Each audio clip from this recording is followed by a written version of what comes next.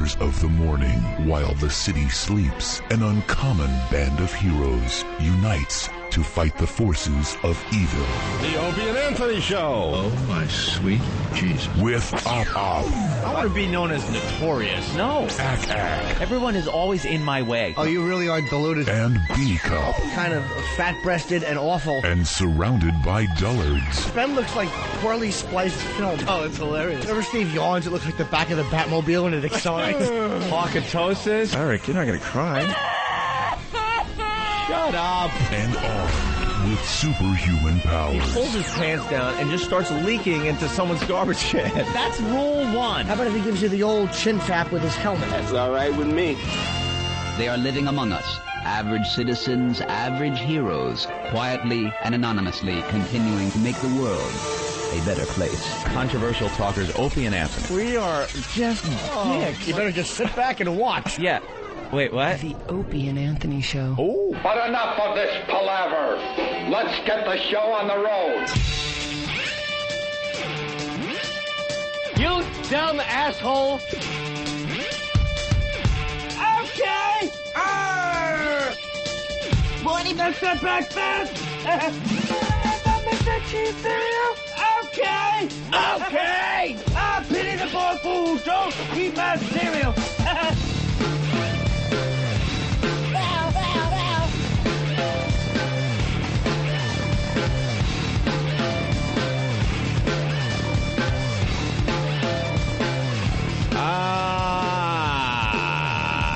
Good morning and welcome to the Opie and Anthony program on XM Satellite Radio. It's a virus, the O&A virus. It's spreading across America, slowly but surely, every single fucking day.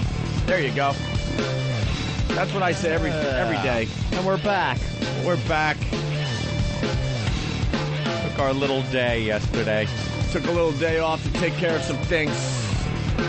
Rumor has it we traded Valentine's Day for President's Day. Yeah. Is that what we did? Yeah. Yeah. Well, I don't know about you, but I like pussy more than I like ex-presidents. I don't even know what that means. Jimmy spends ex-presidents on pussy.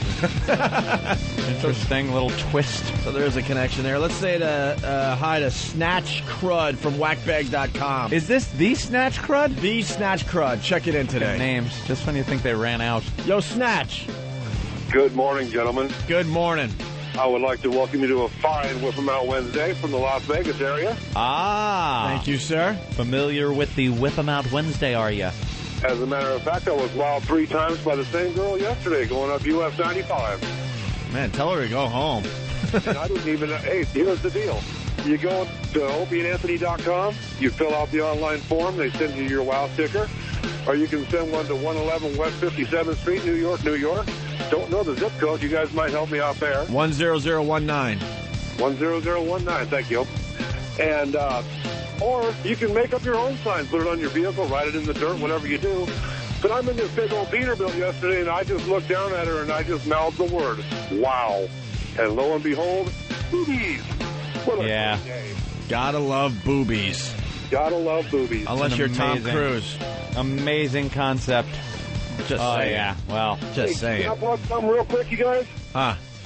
I submitted a little remix, kind of a sleeper thing about Scott Farrell last night to Steve. Oh, and let's I got see. some pretty good reviews on it on Whackbag. What's your real name? Darren. Oh, it's right here. I haven't even listened to it yet. I like how the guys, they preview it first. Yeah. In front of the Whackbag crowd.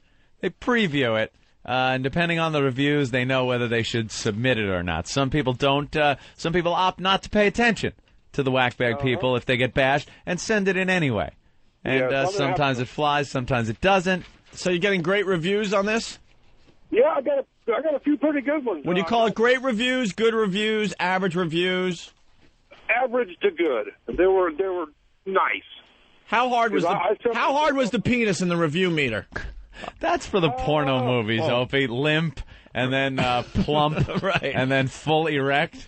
How many penises is Whackbag giving you on your What piece of magazine production? used to do that? Hustler, was it? Yeah. That's hysterical. This movie's got like 4 hard-ons. Well, it would go from limp to fully erect, and then Yeah. kind of go in like increments of. They did it both ways, didn't they? They had a lot of penises, 1 through 5, and then they had the limp to hard penis. The limp dick. So what did you get from Whackbag, would you say, if this was porno? I would have to say a pretty good chub with a kink in the middle. A pretty good chub with a kink in the middle. Yeah. All right. So this is your Scott Farrell sweeper? Yeah, it's something you guys, if it's good enough for you, you guys can use it to go into commercial break when you guys are beating up another host. Well, we're gonna give you some reviews right now. We haven't heard this. We're gonna play it, and then the listeners could call up and either kill you or praise you today. All right. That's what we do. The hammering or the praising, and I'm trying to vie for the position of propaganda minister out here in the Vegas area of Dugout Dougal. Yeah, by the way, Scott Farrell finding out that the pests are no joke.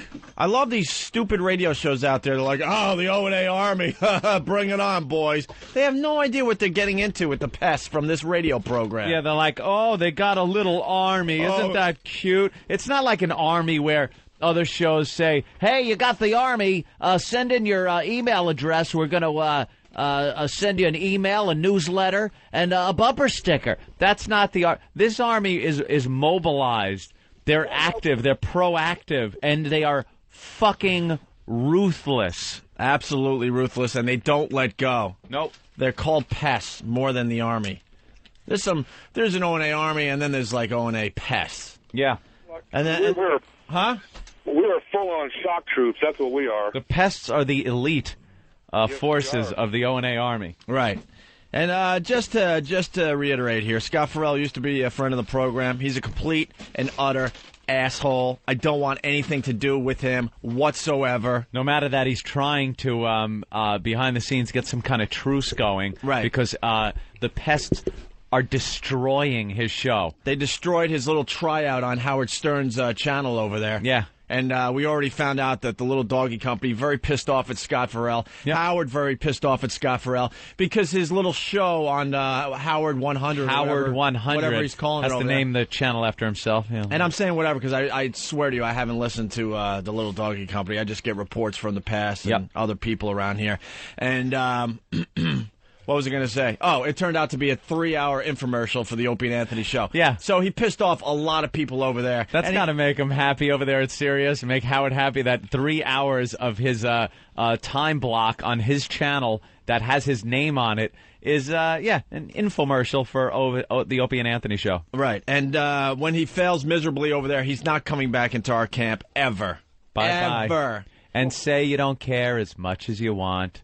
You know something? When all the doors are being slammed in this guy's face like they are every 6 months, the guy can't hold a fucking job. He's never been able to hold a job. Look, I'm not going to lie to you. I like the guy. I thought he did some good radio. But the deal is the guy is a traitor, and he's no good.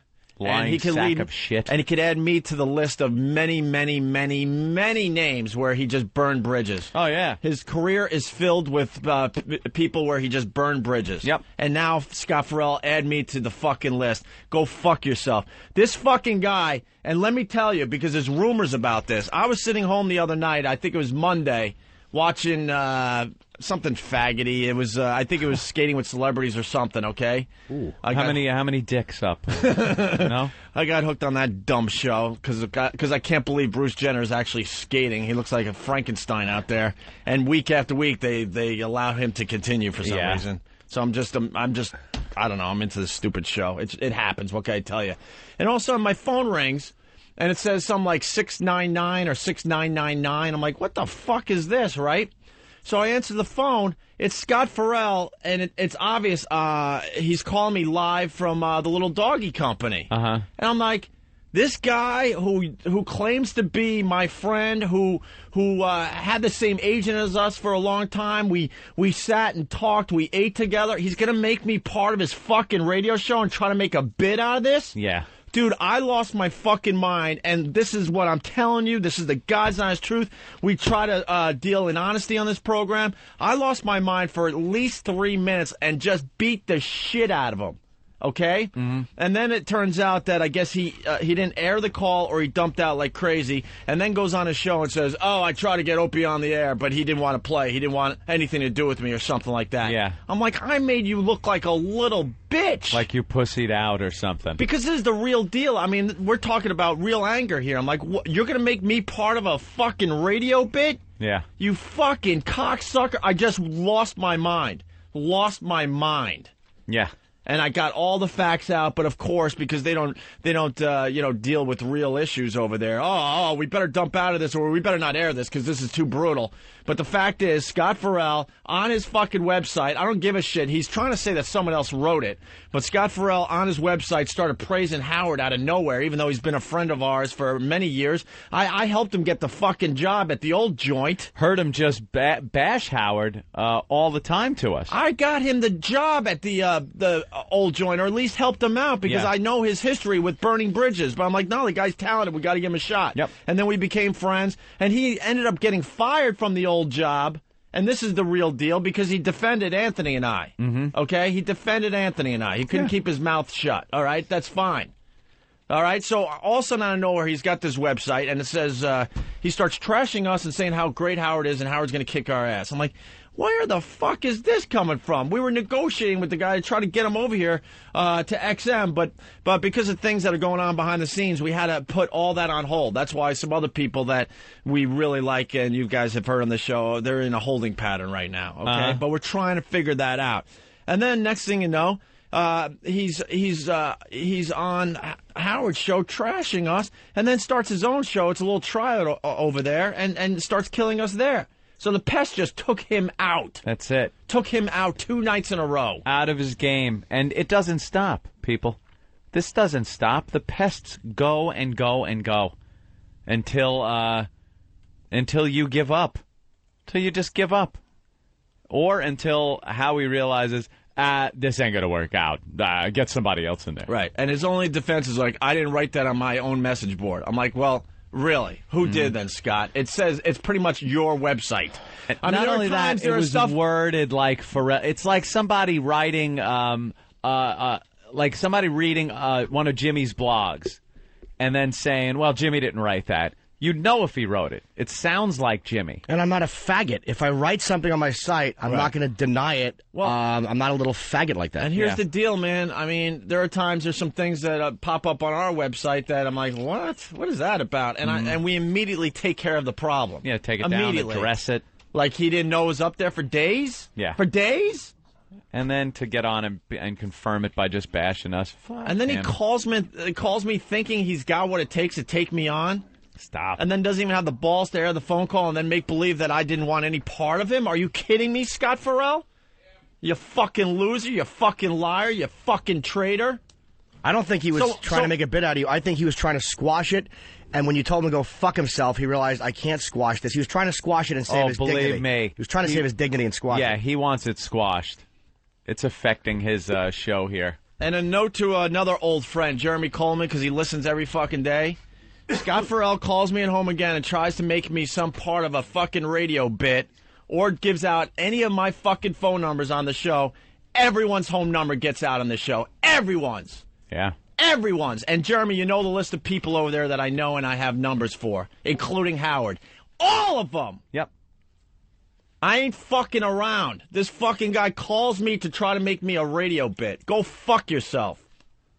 And that's the real story. Because people have heard rumors. What? Opie didn't want to... No, I took him on. Trust me. And I made him look stupid. He just chose not to... On his own show. Not to air that.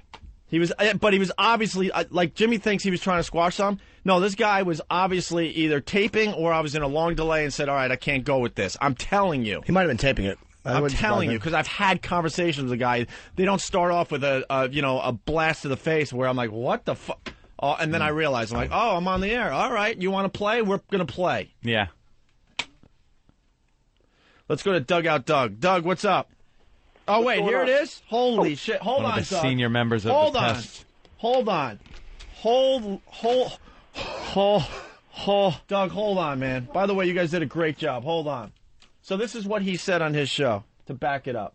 You just hung up on me. I can't believe you just called him. That takes a big man to do something like that, you know? They wouldn't have picked up the phone to call. Well, of course not, because they do it on the air. So I called him and said, let's hook up and talk about it. You actually kind of. But he doesn't want to. He doesn't want to talk about it. He wants to have all his little faggot friends stand up for him. All right. He's not man enough to hook up with me and talk about it one-on-one, just the two of us. Well, I've known him for 10 years. I'm cool with him, and he's afraid to meet me in public. Holy shit. First of all, I've only known him for about 4 or 5 years, not 10 years, and I didn't hang up on him. No. He didn't know what the hell to do with this, so he's like, I'll call you later, like just trying to get out of the phone call. He's a fucking faggot. I'll meet you for lunch. Support him and back him. He's afraid to look me in the eye one-on-one and tell me all this shit to my face, and it's true. And so is his little pussy partner, and so is his other little pussy partner. And I've asked him a million times what the deal is, and they want to threaten my wife and son. Oh. What? I'll threaten your... Who the fuck threatened your wife and your son? No one threatened that fucking hole you dump a load into, you drunken fucking junkie. No one cares about your fucking wife and your fucking son. No one cares about them. That's why you're so desperate to get a job, because you're a middle-aged failure and you gotta fucking feed the kid and you gotta put fucking food in her fat mouth. That's why you're sucking dick over there, so you can get a new job, so you can fucking finally act like a responsible adult. Fuck you, you doe-eyed cocksucker traitor. I'll threaten your face right to your face. I'll threaten your up. You know where I am right now. Come on. These fucking phonies that with the threats and I'm going to beat you up. You know, you really should do your research before you start saying shit like that. The tough guy, from what I've heard, he's had his ass kicked for mouthing off more times than I can count. But what is that? I'll meet you outside. You want to have a fucking charity wrestling match? You fucking Zoo Crew jerk-off? You middle-aged Zoo Crew jerk-off. Yeah, Bubba the Love Sponge. He's like, I'll meet you in the octagon. Oh, fuck the you. octagon? No, because continue with your fake, stupid radio with your fake voices, and we'll stay over here and do our real shit. Meet you in the playground. I'll meet you in an octagon. We'll put the gloves on. Will we? We're going to put gloves on. Who's going to tap out? And what, are we going to, like, raise money for a charity, you faggot? Really, man, before you start threatening us, you really should do your research. Thunder Lips. You wouldn't be threatening, trust me. Thunder Lips and the Italian Stallion. What's up? You know where I am right now. Come on down on your little faggot roller skates. I'll beat your head in.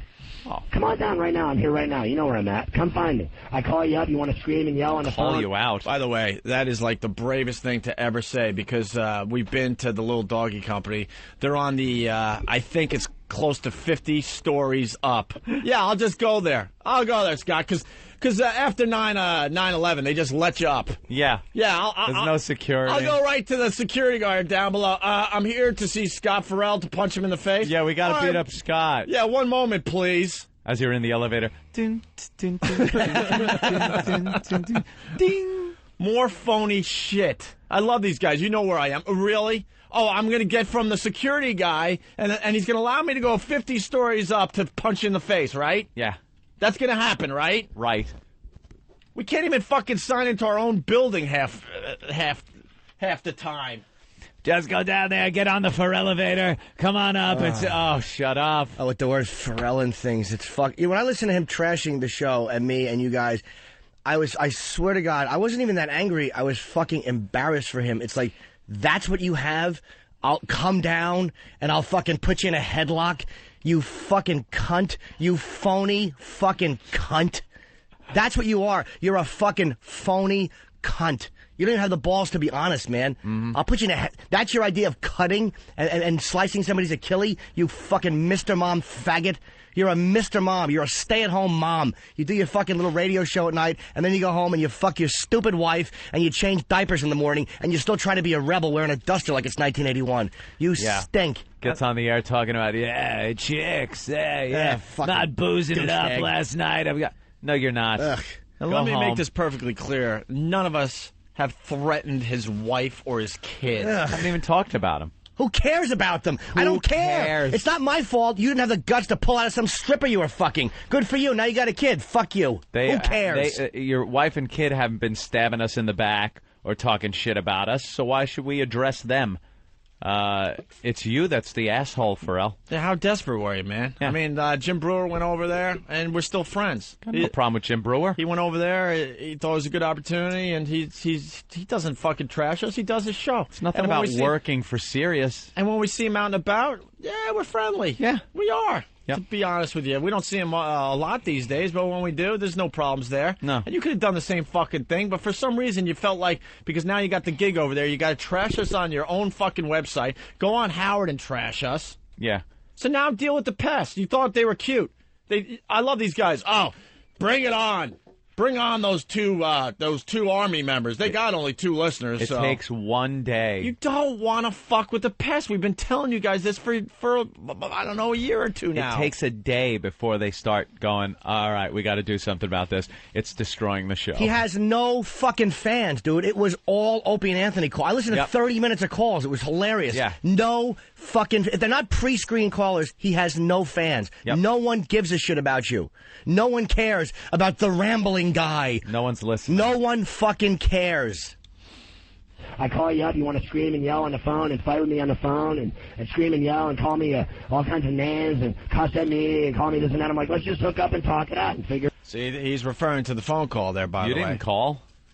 But he's referring to the call when he got me on the air. Yep. See? But I didn't want to deal with you. I beat you up pretty good. Yeah. As far as phone calls go, pal. Let's sit down and have lunch and work it out. Talk it out and figure it out. Oh, yeah. That's going to happen. Instead, I get all this gay, stupid radio games that they play. Yeah, but you're just feeding right into it. Millions of their stupid faggot. By the way, let me tell you something about the whole, this, what's her name, Liz or something? Lynn Hoffman. Or Lynn Hoffman. She fucking came here, kissed our ass, and got pictures with all of us. Yeah. That is a fact. Who wants to fucking back me up She on said that this? on the air. Huh? She said that on the air. She said, I went over there to tell those guys that they were great. This is why I hate just about everyone in radio. Because they're a bunch of fucking phonies. There's a reason why we're successful. Because people see that we're trying to do real shit over here. Like, you come up, I think she was trying to get a job or she was just being cool. Steve knows. Sorry, Lynn Hoffman, what's her deal? She was one of the replacement morning shows in NEW. After we got fired, right? Correct. Yeah. And then she came up here and got pictures with all of us. What was that about? She's fans of the show or something, right? And she maintained that while she was in it. And she was Thank also you. hoping that maybe XM or we would hire her. Yeah. But we just don't go down the whole route. No, she was very cool when she came up. No. Huh? Grr. You done? Oh, you got a phone call there, Steve. Stupid. Someone's calling us. No, Steve. she was cool when she Your came up. Ferrella phone's ringing. It's like telephone boy Ferrella. Fucking faggot. Ugh. You want to wrestle? We'll put on war paint and wrestle. Douchebag. What a fucking douchebag. Listeners attack me. It's fine. Keep calling. You can't stop me. I keep going to the bank. Keep calling. Call all night. Call every night. What? I live for it. Dude, can I please, for 1 second? Here's how you know you're fucking getting your fucking head handed to you by a bunch of callers when you start mentioning how much money you make. When you have to resort to, I'm laughing all the way to the bank, you are getting the dog shit kicked out of you because you have no callers that are supporting you. And that's where you got to go. And Scott, you're being awfully cocky considering you don't even have the gig yet. Yeah. You think the little doggy company's going to want to deal with you doing a show over there with our fans taking over your show night after night after night? They're relentless. So you only have actually one option: to attempt to do a talk show without taking any phone calls, or to set up phone calls because we know they do that over there. Yep. Good luck. Good to you. fucking luck, because you got under my skin, all of our skins. So congratulations on that. But now payback's going to be a bitch. Yep. Enjoy the O&A pests, because they're not going away anytime soon. They do not Call leave. every night. I live for it. In fact, I can give you his He cell can't phone even number right dance now. with me. I called him. I tried to be cool with him. He won't talk. Once again, because she's going to play. She's going to play. She's hinting that she's going to give out my cell phone. No, his cell phone. Huh? His was cell that phone. what Yeah. she said? I'll give I gave him your cell phone, meaning Scott's cell phone. I think she's trying to fucking get out of this. I don't think she wants any part of it. No. I think she has a radio gig. She's happy, and she likes you guys, and she's got to deal with this fucking scumbag, and she's panicking. Listen to it again. I could be wrong. Well, It sounds like she's fucking panicking about, she's like trying to be funny, like, hey, I gave out your cell phone number, meaning his. if anyone knows that I'm the real deal, it's Jeremy Coleman. So, Jeremy, if he continues to make me a cute radio bit and call me at home, or he gives out any of my personal info, I see the future. You will be fired for what I do. Yeah. I have everyone's fucking phone numbers. Everyone. But if you want to play that game, then we will play that game. Collected Mark over my the years. fucking word on this. I live for it. In fact, I can give you a cell phone number right now. With me. I called him. I tried to be cool with him. He won't talk to me. He just wants to scream and yell and call me names. By the way, once again, because he's referring to the phone call. Yeah. He was not, and I'm telling you, he was not trying to be cool. No. He was either taping something for the show or I was on the show and they dumped out. I don't know. I really don't know that part. He went right at me. Not like, hey, dude, it's Scott, look, all awkward. Yeah. You know how if you want to try to work something out with somebody, it's all awkward, like, yeah, he just hey, came out. No, it was full-on attack. There was nothing about trying to work shit out. He was trying to be cocky, thinking he could take me on, realize, oh, fuck, I'm getting my head handed to me here. I better just hang up, and that's what he did. Yep. Scream and yell and call me names. And I'm like, come down and call me names to my face, tough guy. I'm right down there. I can't even get you. He's like, come on my show and let us have a bunch of bad comedians attack you. Why do you... By the way, I did say that, and I said that probably a month ago. We have a huge radio audience. Yeah. No show at the Little Doggy Company, including Howard, has an audience as big as ours. That is a fact. Nope. Okay? So I go, if you're such a a tough guy and you're brave, you call up the show and we'll discuss this. Mm-hmm. I'm not calling your show to discuss a problem I'm having with you. You call us. Attack you. Why don't you come outside and talk to me to my face?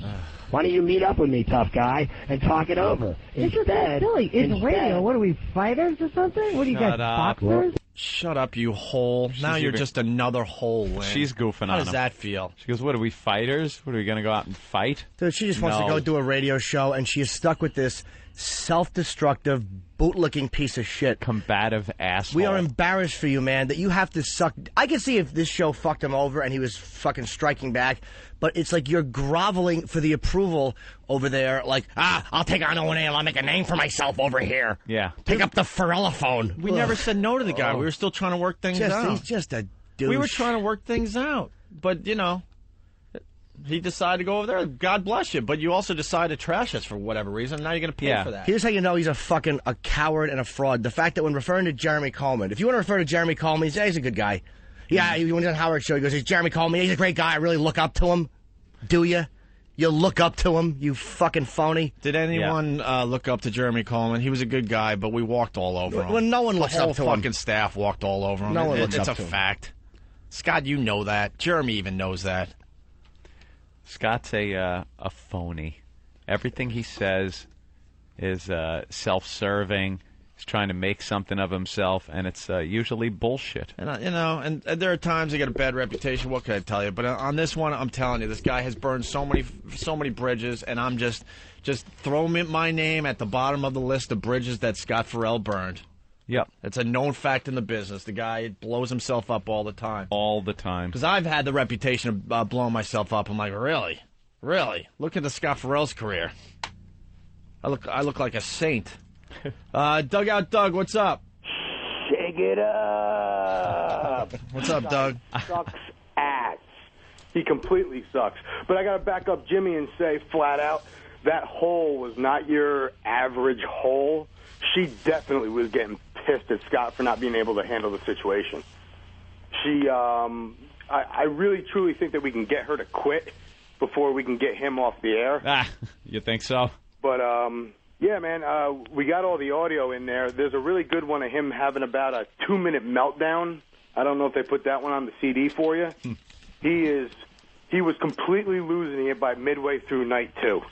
He was losing his fucking mind. When was night 2? Is that last night? No, night 2 was actually Monday night. Okay. Monday night. Yeah, I believe they did Friday, Monday, and last night. He has nothing. And he went back to the same old, you have no listeners. Enough with the no listeners, you idiots. You're sending your listeners over to me. I got news for you. None of us are paying for Sirius. We got our ways to listen. You're not getting a fucking dime. And what we're doing is we're going to single-handedly destroy your fucking radio show, and we're going to try to bring down an entire radio company and then take credit for it. And let me say something. What a fucking pussy this guy is. You call people pussies and hey, meet me outside. We'll fucking wrestle. We'll arm wrestle and we'll have an omelet. You fucking cunt. You dumped out of calls. He was told to dump out of calls, and he dumped out a call. I don't want to give you a free commercial. Here's a free commercial. Scott Farrell is on Sirius. Scott Farrell is on Sirius. Scott Farrell is on Sirius. I don't give a fuck who goes and listens to you, you fucking middle-aged cornball. You fucking cornball. Now your long jacket. Whoa, this guy don't take no prisoners. Whoa, this guy's fucking heavy metal personified, man. You fucking douchebag. And no one threatened your wife. No one. The fucking pests didn't do it either. No. Why? There's one reason why. Do you not understand? We are hundreds of fucking attention whores that just want to get our name on a show. How the fuck do we get our name on a show and be attention whores if we're calling your fucking house and threatening your wife and fucking kid? Get over yourself, jackass. And he knows nobody threatened his wife and fucking kid. I feel bad for his wife and kid. She actually has to look at you and go, this is the guy I've chosen to live with. This is the fucking guy, this self-destructive, fucking bridge-burning cunt who dumps out of calls on a satellite radio. Why do you dump on a satellite show? Yeah. You 20-minute take-a-break pussy. It's a fucking commercial radio show. Because they're getting the best of them. I asked them that 2 calls in a row. I wonder if you guys have that on the tape. Because not only do we call the show, not only do we assault the show, but after the show, we edit the audio into playable chunks on your show. These guys are hysterical. I'm telling you, man. To the newbies out there, I don't want to fuck with the O&A Pest. No. We created this monster, and we don't even know how to stop it anymore. And they're getting smarter, by the way. They're using technology. When the Pest thing started with us, it was a little scary because we're like, oh, my God, our own fans are going to blow up our show. Yeah. But we've been through some rough patches, right, Doug? Oh, yeah. And now we're learning from our mistakes, and we're just getting more and more, intelligent here. But we've got and smarter in what we do. We've got a great tool now that we never really had in the past, and it really showed the past couple of nights. Look on your Pal Talk screen, fellas. We've got women pests who get right through the fucking screeners every time. Yep. They don't even scrutinize the women. I'm telling you, this show is just, I don't know, it's like a lifestyle. I mean, we do a radio show 4 hours a day, but these guys continue the Opie and Anthony experience, I guess we'll call it, all day long. Yeah. Like, there is so much stuff that happened on Pal Talk the last 2 days that we could do a week of radio on. A week! After the show's over, it goes to the computers, and everything carries on. And some of the stuff they're doing on Pal Talk is funnier than anything we could do on the actual radio show. Hysterical. And now they're, now thanks to my brother's restaurant, now they got a place to hang. I'm telling you, it's a whole lifestyle thing that is happening here. So, Doug, thank you. Thanks, Doug. Ruthless. It's all about Pal Talk for Opie and Anthony. Whackbag.com is simply the best fan site out there. And whether or not you guys give it to us or not, check out Pest Radio tonight, 7 p.m. on Howard 101. Pest Radio. And Doug, keep your eye on the prize, by the way. We are on. Because it's all about Howard in the end, trust me. He's the little manipulator behind the scenes. This is almost like Khan in Star Trek 2. We haven't killed Howard yet. We've hurt him. And we wish to go on hurting him. I think that's my outline. Very good, see you, bro. Very good phone call, by the way. Just, leave now. Tubes or something. 007, Rhode Island, what's up? Hey, guys. Hey. Good morning. Good morning. I'm Tubes on Pal Talk. I got in a good Ramon. I guess it's being dubbed the second night. Oh, really? And, he absolutely was losing it. He took a break about 10 minutes into the show, then another break about 20 minutes into the show. He didn't know what to do because he had to keep dumping. Yep. All the calls, every single call was us. And how about this? Any Pharrell fans that want to call? You're not going to get dumped out of? Have fun. Here's what you have to do. You got to be smart about it. You can't just call up and just start screaming Ramon because then he can dump it. You got to involve him. You got to engage him into a conversation. Yeah, just tell him how great he is. And yeah. Well, that always helps with other radio personalities. He loves those calls. And you know what else he likes to do, too? He's so nervous at this point that anytime you open your mouth, he jumps right in and talks over you. Yeah. He doesn't want to let you speak at all. There were a couple of legitimate callers during this whole thing, and he was cutting them off. Oh, jeez. Wasn't letting them talk. So he's hurting his own hanging up because he was afraid they were pests. He was absolutely he was all paranoid. On the edge. Absolutely on the edge. Hysterical. Good job to the Pest. We've had some awesome nights in there, and I missed last night, but I'll be back in tonight. All right, cool. Thank you, 007. No problem. All right. I heard the first hour last night on the Pal Talk, and he had Howard on the first break, and then he did some other shit. He took some you could tell they were pre-screen calls because he's like, yeah, I think I partied with this guy, and he fucking went to, I think I partied with this guy, and it's a guy he partied with? Oh, you fucking douche. Dude, he's such a rebel. Dude, this is such a rebel. You got to be honest. You know what? He really is he's fucking crazy. I can't believe we're on his shit list. He plays the fucking bong sound. Oh, wow. The fucking bong sound, you hack. That's a good one. Hey, but just a bunch of guys smoking a doob. Get the Pharrella bong out. We get Pharrella stoned. What a fucking Pharrella douche. More audio. Anyway, I love Chicago, great city. I do Mancow show too. I got enemies for that too. I get death threats because I do Mancow. They get mad at me when I make money with Mancow. I get mad. I get enemies that make fun of me whenever I take. When I take a job now, I get everybody critiques whether or not I should have the job. What the fuck is she doing going over there to Sirius? We're not gonna tolerate that shit. Hey, you stay unemployed over there and be a bum, goddammit. Why does everyone hate you? That's not what we're saying. That isn't the point, idiot. You didn't have to go over there and trash us if we were supposedly friends, Scott. You want a job over there? That's what it's about. You don't get it. Who cares if you take a job over there? That wasn't the issue. The issue is you went over there mouth open, spewing out bad shit about us and accepting our enemy's dick in your mouth. And because he was trying to get everybody over there he's trying to land with a splash. Right. That's what he's trying to do. He's trying to let people, he wants people to walk and go, geez, that's that fucking crazy guy. Ooh, look out when he comes down the hallway. You don't want to be on his shit list? Yes, we do. You're a hoax and a fraud. And you know what? He said when I was on his show he sucked. Then why did you laugh? I hate a fucking fraud. Yeah. Stop. Just don't lie, man. You're embarrassing yourself. Just fucking tell the truth. Everyone hates you. Because I'm so pretty.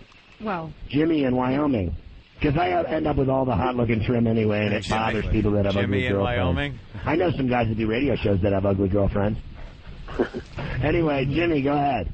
Hey, Scott, did I see you over at F.H. Riley's the other night? I think I was, and I was sleeping with my boss. Yeah, hey, Lynn. Yeah. Hey, I'm a black ninja, baby. Whatever, douchebag. Stupid. And they all get show references in. And thanks for the plug for my brother's restaurant. Isn't that great? 400 New York Avenue, Huntington. It's F.H. Riley's. There's nothing better than when this fucking jack-off thinks somebody likes him, and it turns out they're fucking doing a pest call. Yep. Yeah, thanks a lot. Oh, fuck you, jerk-off. Mark in Massachusetts was having, he found his wife in bed with two guys getting deep-sixed. No, we didn't. Yeah, it was fucking ridiculous, man. I saw these two guys fucking playing this game called Monster Rain with my wife, and holy shit, it was awful. God, what would you do? I mean, you left her, right? Yeah, well, I left her because little Jimmy told me to after... I believe that. Anyway... I believe it. That tool gets no trim at all because he looks like fucking Adolf Hitler. Mo in Boston. You don't want to look like a total tool every day of your life, like Dracula and shit. No chicks will do you if you're 4 foot tall and you're fucking ugly.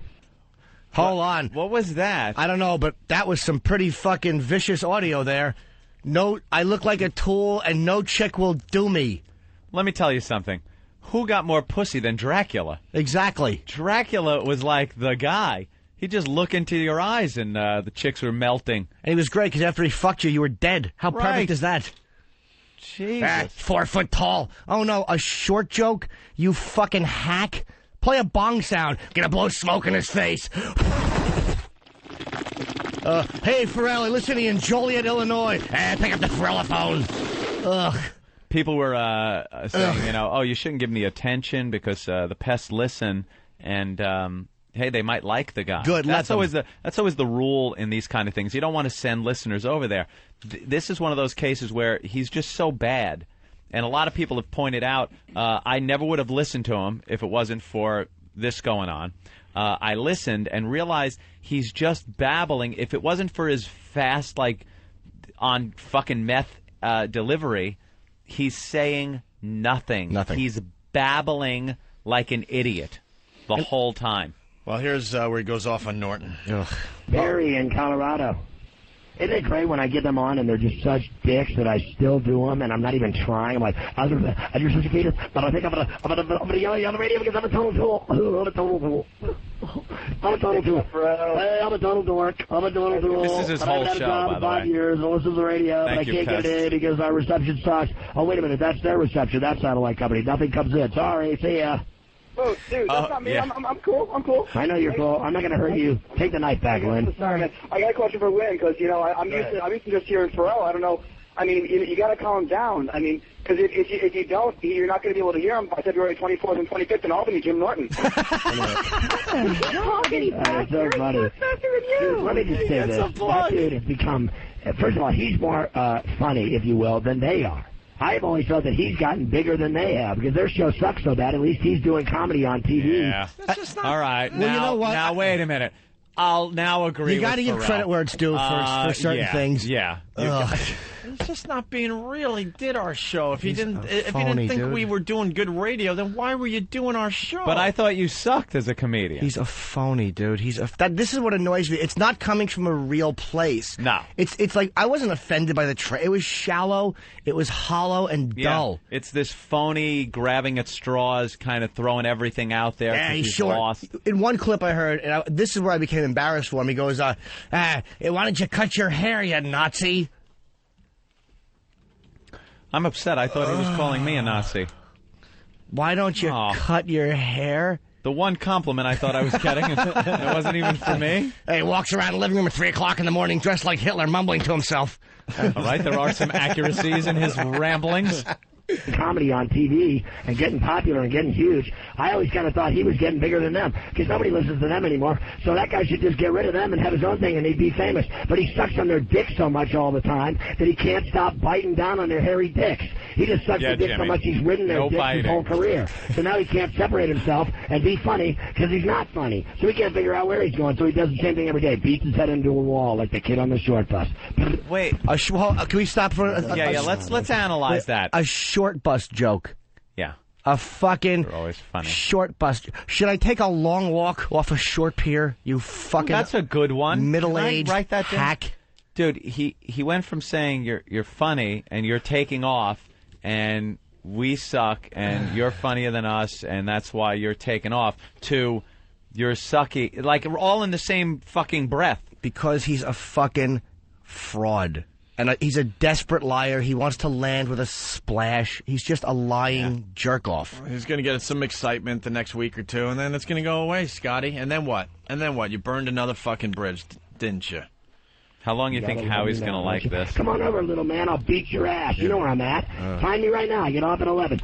Find me right now, tough guy. You know where I'm at, Mr. Tough Guy Comedian. I will beat your 4-foot ass into the ground and leave you laying in a gutter. You know where to find me, you little bitch. Wait. For a minute there.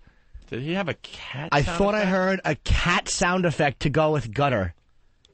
His show could not be that fucking bad and hacky that he would play a cat sound effect with gutter. Please tell me I didn't hear that. Yes, I think you did. He's throwing out a real threat and then having silly sound effects behind it. That's cute. And you're at least 4'6". Come on. Hey, no short jokes, guys. Ugh. I'm short. How about my fat tits and my appendix scar? Get to the meat of the issue. I'm a disaster physically. Oh no! Don't make fun of the way I look. Do I have a weak chin too? Tee hee hee. Holy shit! Are you a jerk off? You fucking middle-aged, desperate, junkie motherfucker. Yeah, I am a junkie. I like to party. Ugh. Jason in Minnesota. I'm inviting them to come visit me. I even asked them out on a lunch date. Come on, let's go iron it out. We'll go talk. You guys are a lunch date. Yeah. You want to have a play date? You faggot. A lunch date. You want to fucking do some finger painting and play with blocks? We'll go get a play date together. A lunch date? What the fuck is a lunch date? Real rock and roller. Let's sit down and have tuna fish and hash this out like men. Yeah. Oh, fuck yourself. No, the last lunch date is still pretty vivid in my head. It was us sitting with our agent and you kissing our ass, trying to get another job, which seems to be your job, trying to get jobs, because you can't keep jobs, because you're an irresponsible drunkard That's pretty much it. Just a fucking weakling, and that's what's sickening. It's like you're such a fucking weak, self-centered little faggot. Don't try to lash out at everybody else because you can't fucking hold a job. Tough shit. Yeah. You're a fucking baby. Deal with it. And what we did with that whole lunch, I thought I saw Jane Fonda, and he's pointing out like, no, I know what she looks like. So we're all hanging out, we're all friends, and he's just a backstabbing little jerk off. And if you didn't like what we do or what I do, why didn't you say it then when we were across the table? Why wouldn't you? You fucking faggot. Why wouldn't you say it there? Yeah. Like, calm down, we'll thumb wrestle. We'll thumb wrestle and have a salad. Ugh, shut up. Now that sounds like fun, though. What a douche. Like Pot sound. We'll smoke pot. Bunch of guys smoking doobies. Ugh. 1988. Oh, dude, that fucking... And when he used to be on The Fan, I heard him, and he would play the fucking beer cracking open sound. Hey, that's a good one now, Jimmy. Pour me a beer, and we'd go... And then you'd hear glug, like... Glug, glug, glug, glug, glug. You know, just a bunch of boys having brew... Oh, there it is. Pouring a little beer here. And that makes good radio, I guess. Dude, it's just that fucking boys club nonsense. Any girl that gets on the air is like, yeah, baby, let me, yeah, you're so hot. I was with some chick last night. No, you weren't. Shut up. That's right. You were fucking scooping diapers out like pudding. Right. Mr. Mom. That's what you were doing. You were cleaning shit out of a diaper. Heavy metal. You guys are fags. You can't answer me. You're afraid to even come face me, you little dick. Jason Glad. Scott Farrell, shit dick. Yeah, Scott. I am a shit dick, and I'm good at it. The pests All are confident, great, man. thinking he could finally go to the phone, and someone's going to back him up. Yeah. And instead he gets the Scott smash. Farrell, shit dick. Let's go to Yellowstone Park. I swear to God, Yellowstone Park. Yogi. Oh, my God, there it was. Gross. Hold on, speaking of yellow. You know, there's a cough button here, so we don't have to hear it. Steve, as long as I don't lick the mic. Steve, go ahead. Hi, Farrell. Hey, he's got a little flobber knocker with his Doing the too. Steve. I was just wanting to let you know, me and my friend E-Rock was sitting there listening to you guys. Yeah. And you sound so awesome.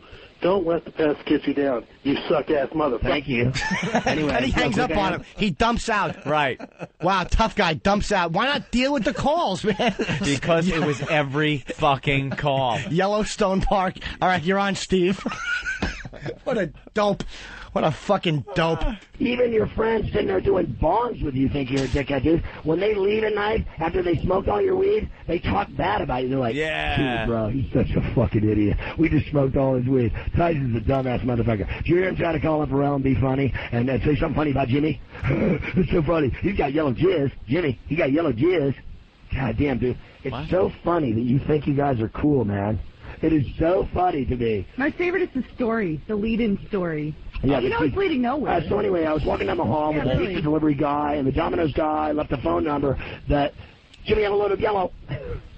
He hasn't made anybody laugh in 5 years. Now you're stuck again. Come on down, little man. I'll beat your head in. We heard you the first time. We get it. We get it. You're going to beat everybody up. Big oh, no. fighter. You know what? For the hell of it, I think I'm going to go down there and try to get through security. Yes, I'm here to beat up Scott Farrell. All right, hold on a minute. Your name? Can we have your ID? Sure, Opie. Here it is. I'll give you my license. All right. All right, take this badge, put it on, go up to the 50th floor. All right. All right, so then let's say I get past the security guard. All right, let's figure this out. He keeps saying, you know where I am. All right, so I walk up to the hello, I'm here to beat up Scott Farrell. He's expecting me. Right. He's expecting me. Here's my ID. Uh-huh. All right, Opie. As we fill out some paperwork, why don't you sit down over there? They print up a visitor's badge for you. Right. We've been through this many times. You stick it on your shirt. That's Greg with 2 G's. Okay, Yeah, 2 G's. two Gs, all right. And in his little notebook, it says, Greg Opie Hughes, right. Here to beat up Pharrell. Because Right. you need a reason to be there. And he told me, so I'm sure he would leave my name at the desk. Right, it would be at the desk. With the reason why I'm there. Uh-huh. All right, then I finally get through security, which would never happen, obviously. We live in a 9/11 world. And then they say, all right, take the elevator up. What was it, like 50, 52 stories? Something like, 50th floor. They're pretty much... oh, look at E-Rock just put your name tag Oh, there's on. a little badge Greg for you. Opie Hughes, so you're up. So you got your tag on your we've been to visitor's the Little badge. Doggy Company a bunch of times, okay? So I know there's at least 2 or 3 security doors you'd have to go through You at got to that go point. through. Yeah. And then they have, like, I don't know, 1 million studios. So let's say I get through the But the receptionist, too, is there.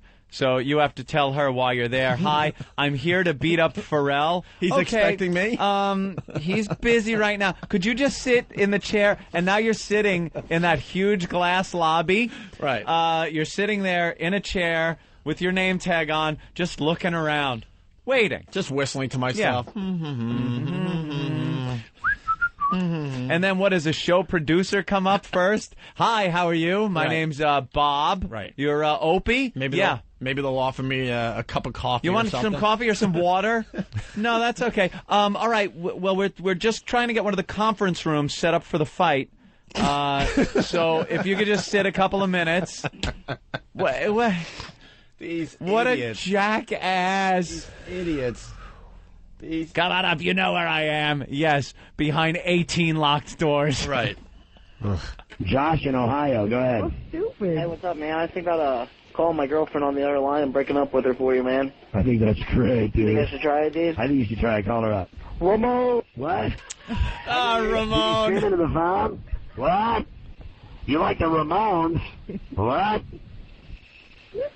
What's the matter, dude? And he dumps out. What? You're on a satellite radio company, heavy metal?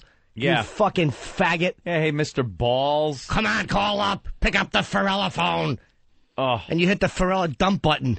You fucking Pharrell faggot. Dump. Take a commercial every 20 minutes. Gotta take some Pharrell commercials. You know, the people in Pal Talk are hilarious. Mr. Hughes, sorry for the delay. Mr. Pharrell is getting reamed. Coffee? And then Pat Fumanaki, Opie holding his briefcase. Yeah, I would dress the part. Yeah. Nice. In a suit and tie. That's briefcase. Right. Open it with his brass knuckles in it for the big duel. Right. You're gonna duke it out. Come on down. I'll give you a knuckle sandwich. Oh, shut up. Knuckles. What a douchebag. Come on down. I'll pound you into the pavement. Maybe I would give a presentation with fucking, what is that thing on the screen? A PowerPoint. A PowerPoint. PowerPoint presentation. On a fight, on an office fight. Well, first I will do this that Master Poe taught me. I'd like to do this move here. Right. First, I'm going to blacken your eye. That fucking cornball. Come down, I'll pound you. Who is he, Dusty Rhodes? What a I'll douche. myrtleize you.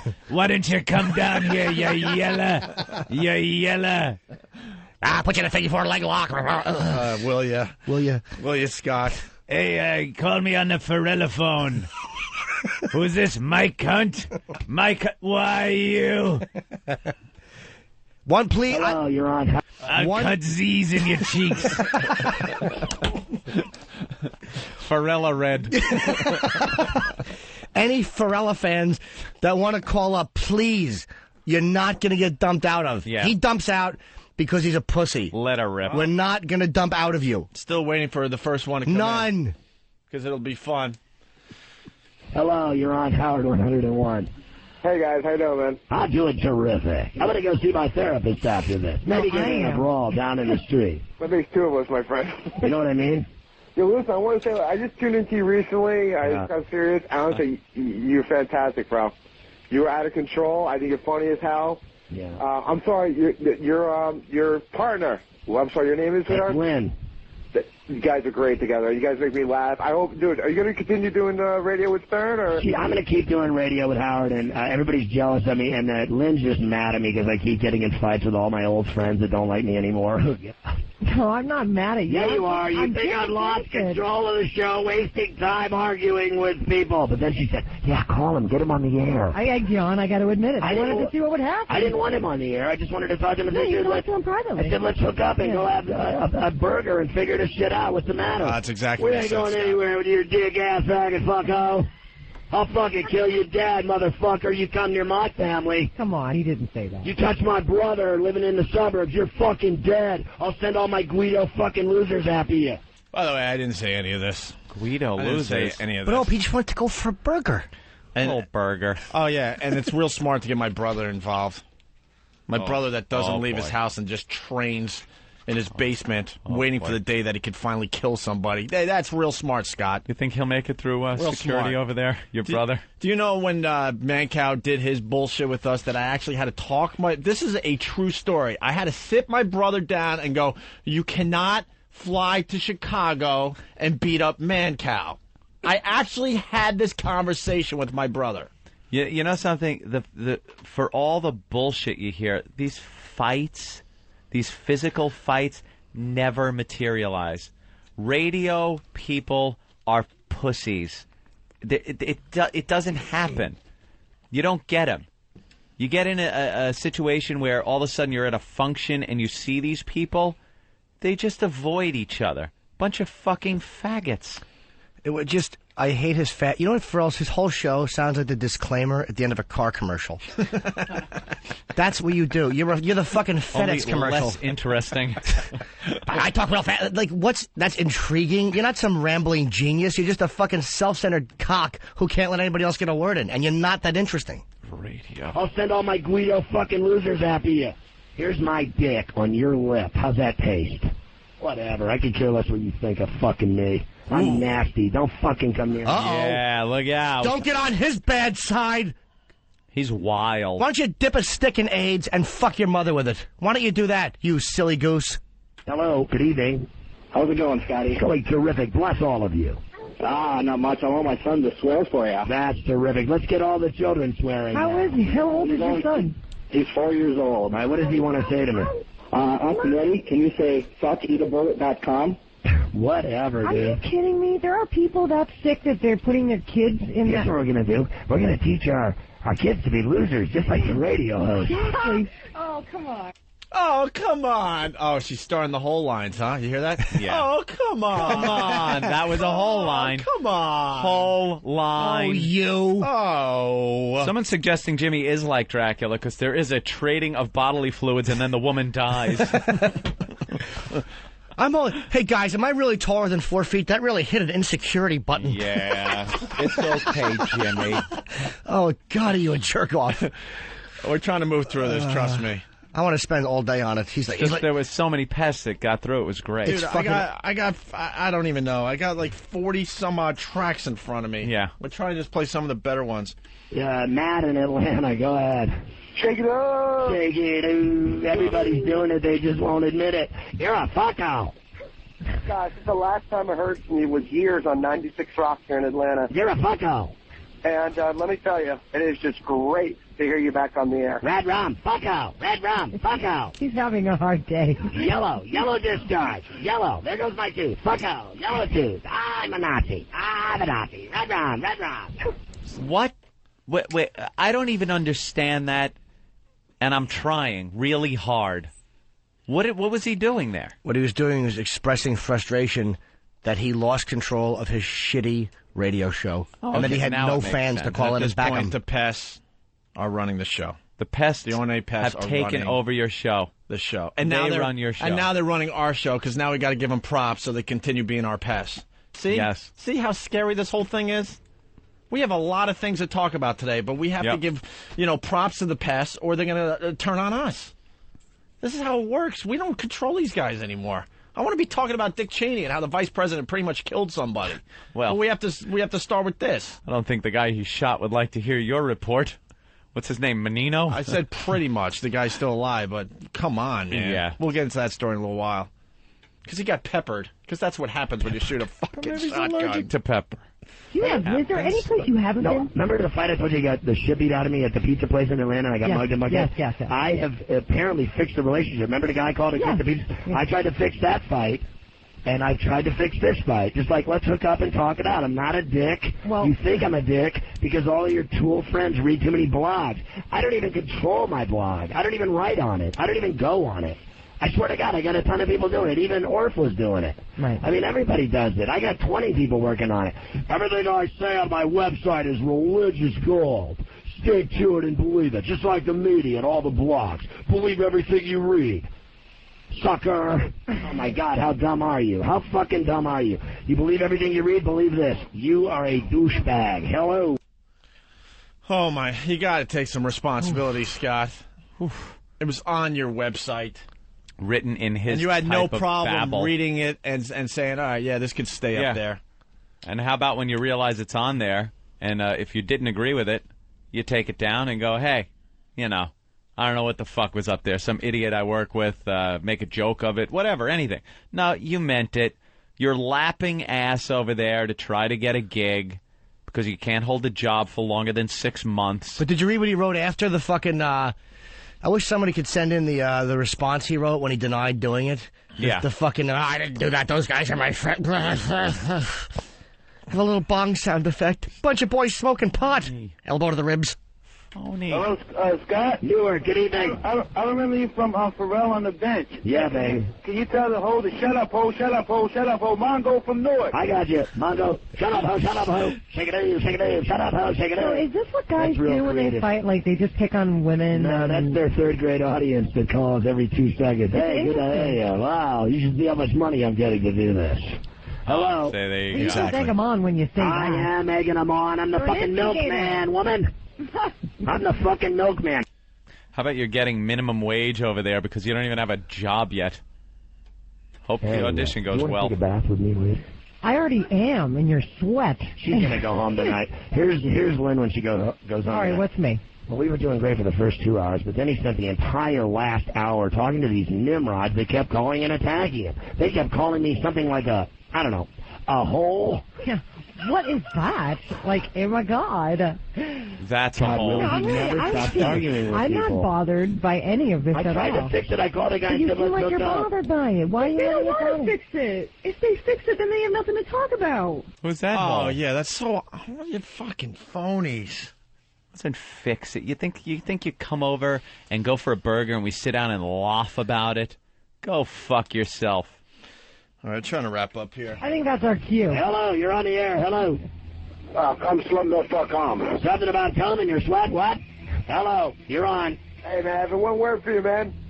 Douchebag. Hello, you're on. Hello. Hey, Pharrell. What? Lynn just got dog leashed, and I got another snot in my nose. I don't know where they're coming from. Yeah. Not you. Ah, what? Lynn, go ahead. Yes, you, baby. Eatabullet.com, you faggot. Oh, no. That's creative. Eat this dick on your lip, faggot. God, do you understand how gay this is? Hello, you're on gay radio. Hello. Hey, man, what do I have to do? Kiss your ass for 10 minutes just to say you're the man? No, not at all. How can I even think about being a man when you want to kiss my ass? You're on the air. Go ahead. Yeah, this is Bill from Boston. Thanks, Bill. Good night. Thanks, Lynn. Good show. I'm Pharrell. We'll see you tomorrow night, 8 to 11 each. 5-day West on Howard, 100. It seems like there's a poker tournament. He lost complete control of any little control that he ever had of the show. The Pests own the program. Listen to the Pests on Sirius Satellite Radio. Yeah, that's right. The Pest Show. How can I be the man when you the man? You got to say it faster, though. You the man. Let's go to Russ in Iowa. Russ? All right, I appreciate taking my call, guys. Oh, no, hang up. It might be a Pharrell fan. No. Yeah, I'm not a Pharrell fan, so don't hang up, please. Give me some time. Don't worry about that. I got to call Jim out. Jesus Christ, man. Why don't you get a celebrity boxing match with this guy instead of talking this shit you're talking to? Because, dude, I'll tell you why. I make my living talking. That's what you do on a radio show. Oh, I understand that. And hold on, sweetie pie. Shh, sweetie, I'm explaining to you. You asked me, I'm explaining to you. Okay. Any dummy that would have a celebrity, a what?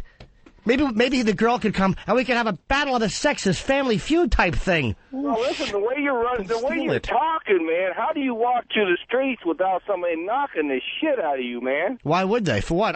He insulted me. I'm insulting him back.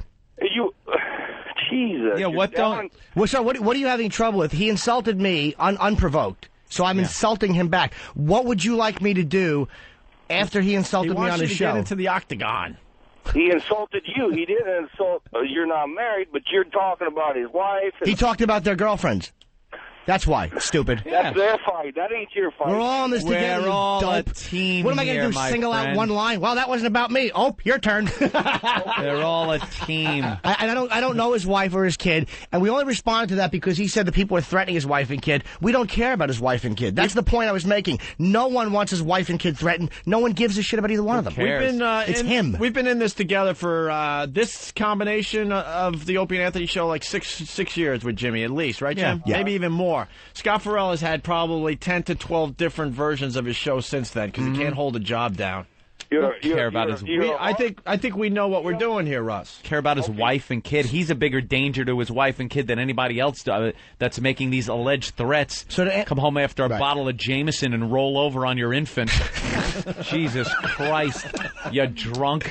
So to answer your question, that's why. And I really don't care about his wife and kid. I don't go after somebody's family, but he mentioned them and said that people are threatening them. Dude, no one was threatening them. Please stop it. Didn't come from me. Ever. So this is from Darren, I guess, finally from Whackbag, the sweeper. Uh-huh. Initiating satellite scan. It all stemmed from the LNA thing. Camera deployed. Fuck Pharrell. Fuck Pharrell. Holy shit, they're actually talking about this on Howard's show? Yeah. Satellite coming down. Everyone in the industry. LNA, man. For the fucko left. They have told the air staff not to mention us, not to talk about us anymore. We were done. You know? But I think the press at this point, they could smell a phony. Hey, good morning, boys. Good morning. I want to let everybody know that the attack is still on for tonight. Have fun taking calls, Pharrell. Ramon. Not you. Yeah. Take this man with throat cancer off the air. Hey, let's go to Rose in West Virginia. Rose. Hey, it's me. Hey. I did the My Vagina call. I'm calling in to take credit for it. Did you? Oh, that was you? Yep. Very good. Very good. One of our pests helping us out.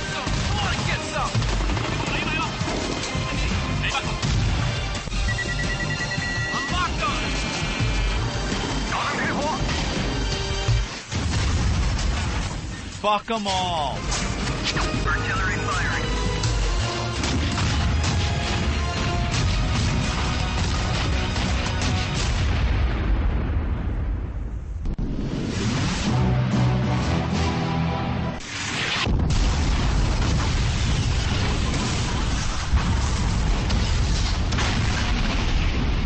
So you get nothing. You lose. Good day, sir. Goes on forever. Jesus. Welcome to duty. It's an epic. It's an epic from Darren from Whackbag. There you go. That got rave reviews on Whackbag? No. They must have been tired. I would give it a semi hard on. Would you? Going back to the first time. I'd give it slightly plump. I'd give it a fucking cold shower dick after a beating. Let's go to Ramon in Canada. Ramon. Boys, you guys fucking destroyed a show, by the way. Well, that's what we're hearing. It's the pest. I used to be a awful serious subscriber up here in Canada. Got XM. XM is far better. And one thing, this is for... God, I'm fucking nervous. Jimmy, how come you and Florentine can coexist and these awful radio guys can't? Because, I'll tell you, because Jimmy doesn't even have to say this. Florentine is a stand-up guy. Florentine is a real guy, an honest guy. Florentine was part of the Opie and Anthony show back in the day, okay? We didn't have room for Florentine, unfortunately, okay? So he does stuff for Howard, but he doesn't go on there and trash us. Yep. He's the real deal. That's what we're trying to say here today. People have this misconception that if you do Howard's show or if you work over at Sirius, that we automatically hate you. And that's what Pharrell was trying to say. The reason that we started bashing him was that he got a job over there. It's not the case. Have a job. Have a career. Who are we to say, no, you're not supposed to work there? It's not the case. The case is going over there and then turning on people that were supposed to be your friends and bashing them to try to get a little inside with your new fucking boss. Yeah, and I take friendship very seriously. I don't have many friends in my real life because I take it very seriously. And I made the mistake of making a lot of friends in radio and realized that was just horse shit. Right.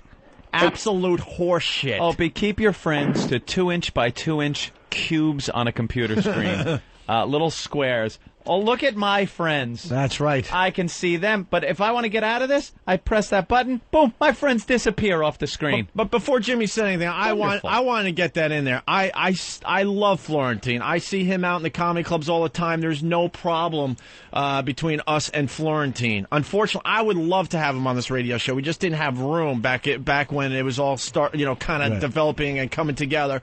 And he's talented enough that he should be doing something on the radio. And Howard picked him up, and he's on there every once in a while. while, and he does a great job for Howard. That's the deal, man. Florentine got me my first paid gig in comedy. He's a real friend. He's not a showbiz friend. And there's a lot of guys in radio, I guess, like these guys are my real friends, but I would have very few friends in radio. Comics don't really stab each other like that, I think, because we interact a lot more than radio guys, too. Like, I see these guys, we go on the road together, whereas radio guys will fucking meet once and then just hear each other, and there's no interaction, there's no real... It's tougher, man. Make no mistake about it. If Pharrell went over there and he got a gig, and he didn't say anything bad about us, so be it. Yeah, but fine. he decided to take shots at us when supposedly we were friends, had the same agent, went out to eat here and there. You know, he invited me to play golf, and I it's a true fact. I helped him get the gig at NEW because, you know, he burned so many bridges in the past. They were a little shaky with it. And we're like, come on, man, let's give him a shot. He knows all that. And then to turn around and then trash us like that, that's the problem we're having here. And I liked, on a personal level, I liked him. I always liked the guy. I never had a problem with Pharrell. I thought he was a nice dude. I did a show in Atlanta. It was like there was no animosity at all. And apparently you weren't funny. It was just an awful guy to interview, and I didn't even care. We hung for 25 minutes. It was actually a fun hang. It's like this. It's like then to come back dishonestly. Yeah. It's like, dude, I tell the truth. You know, you're not being truthful. That's why I'm embarrassed for him. It's like you're groveling, trying to make a splash. Contradicts himself in the same sentence. It's embarrassing. So just be honest, man. Stop being such a radio hack phony. We lost Brewer, but he didn't go over there and start trashing us. Nope. No. He loves doing radio with us. We think he's one of the funniest guys out there, but it just didn't work out. Didn't work out. We were fighting for him, but you know he decided that whatever. But and who are we to be pissed at somebody because a deal didn't work out with the company we work for? Right. Like, I don't know what goes on behind the scenes. I don't know why Pharrell didn't get hired by XM, and is it serious? I don't know the behind the scenes dealings of this. So who am I to say, oh, this guy's a fucking asshole for not taking XM? Maybe XM offered him less money. Maybe Sirius offered him a much better deal. I don't know that. So I have no problem if anyone wants to work over there. It's the bashing. When you go over there and feel that if you now cash in your fucking friend, it's going to buy you credit with fucking asshole Howard over there. And he doesn't give a shit about you, Scott Pharrell. Oh, my God. He doesn't even give a shit about his own girlfriend. He just gives a shit about himself. Let me tell you what Howard's doing over there. It's very desperate. There's 2 channels, 24 hours a day, that he is responsible for filling up. He had 14 months to come up with somebody from the time he signed the deal till he was on the air. 14 months to come up with programming for 2 channels. He can't. There's no one out there. There's no one out there to fill up that much fucking paid programming. Oh, there's plenty of people that are great for free radio, but no one wants to fucking pay for it. So now he's scrambling and getting people like Pharrell to get on there, and it's just no one wants to fucking pay to listen to Pharrell. I'm sorry. This ain't happening. But if you want to call Pharrell, don't do a commercial for the other company. Here's a commercial for the other company. 888-783-7610. That's the Pharrellophone number. It's like telephone. Only with the Pharrell name in front of it. Yeah, I'm just really tired. I went to the Gymnasium last night. Now you're using it. LOL. Or you could dial 888-STERN-100 from 8 to 11 East Coast time. 888-783-7610. And it's coming soon that they're going to just shut him down. They're not happy that our boys are getting through. And the technology that the pests are using now, where they are able to gather all together, it isn't one of these things where each of them individually have to listen to the program now and try to figure out when the best time to call in. It's all a community now with one listening station. So they're all linked together like that. They're amazing, the pests. Amazing. Craig, so what's up? Hey now, boys. I'm a little pissed off, man. You were bashing the Red Sox, and I'm a huge Red Sox fan, as big as Ben's fucking hog, because XM Satellite Radio, Opie and Anthony, Oh, XM. God. Such a cool. You gotta be careful with Boston, too, because, you know, they were in that Keep market. listening to me and keep talking about that. Well, God, I wasn't even on the air in Boston, and I'm more popular in Boston than they are. I mean, are you? I mean, it's unbelievable. You Are guys you just really, keep calling. Scott? I love it. Keep giving me all the attention. Prove that. I'm unfazed. I love it. You can do nothing. They're You my might be friends. If they don't unfazed. like me Howard anymore, ain't. fuck them too. Joey Blunt, honest to God. I've always been friends with him. If you don't believe me, fuck them. I can't help you any more than that. If you don't like the fact that I say stuff, and I'll say it again, Howard will beat their ass. It's that simple. He's better. Always has been. Always will be. See? If you don't like what I'm There saying, you go. blow me 6 days till Sunday. There you How's go. that taste? There you go. On your breakfast Yeah, but cereal. it's not them. You want some sugar? I got the some people who salty listen sugar. to them. They just keep talking to me about this and that. It's so gay, all these stories. I mean, it's just so stupid. Joey. There you go. Yeah. That's what you really believe. That's fine. But don't make believe you're my friend, you ass. Hey, what's going on, man? I am so happy you're back on radio. I used to listen to you on Fox Sports, but also, fuck you, man. Yeah, dude. There's those guys. You know what? That's so sad. They all listen to me no matter where I go. They keep listening no matter where I go. No, they're listening to harass my mouth you. out with show because I'm quicker than that douchebag. No, not quick enough to get out, Opie. Yeah. Dump button. A dump button. I'm embarrassed for him that he has to hit the dump button. Radio. And believe me, We Howard have one. is livid. We're on a slight delay, and that's just because of slander. That's the only Yeah. fucking reason. And I think we hit it once. Yeah. I think we hit it once in 16 months. Yeah, you can't have somebody blurting out some or a phone number if somebody gets. There was a one phone time we number had to or, for some dumb thing. Yeah, somebody called some old gym teacher by his real name. Right. Yeah, by his real name, and then had some allegations that he had done something that might have been illegal. Right. And you can't do that. We're responsible for what goes out over the airwaves. Is it the same guy that's doing traffic for Walk? Oh, my God. We got some great stuff to talk about today. But we don't have anything to talk about. Nothing. What else is going on the Pharrella show today? Oh, Pharrell puts his name in there. Where's the ring, Pharrella phone. Where's the one that you guys want? Pass. Ruin your show. Pharrell, welcome to the world of satellite radio. It's the greatest moment of my life. I'm curious, who's the young lady in the studio with you? Tell him Lynn Hoffman, she's VH1, and tell him what you do now. You've taken over the show. You want me to talk now? Yes. All right. Kids. I don't know what to say now. No. Tell him who you are. Ramon, this bitch hates him. What the hell is that? I think it's some of the fans that I have lined up. Give this bitch AIDS. Oh, that's what he said? That's what I think he said. Steve in Yellowstone National Park, where I've been lost on a snowmobile at 40 below on the day of the Super Bowl. They had to come find me and dig me out of the snow. I rode on a snowmobile and I drank Aftershock and Goldschlager all day to stay alive. I drank the entire bottle, both bottles, and I smelled like a big old whiskey bin when I was done. Yeah, Wow, man. Did you, Scott? How Did you fucking really? cool is that? Let me just let that sink in. You're snowmobiling, you're fucking drinking Goldschlager and whiskey. God damn, to survive. be as cool as this guy. This guy's a maverick. Did you really, Scott? He's a maverick. Did you, Scott? Dump button.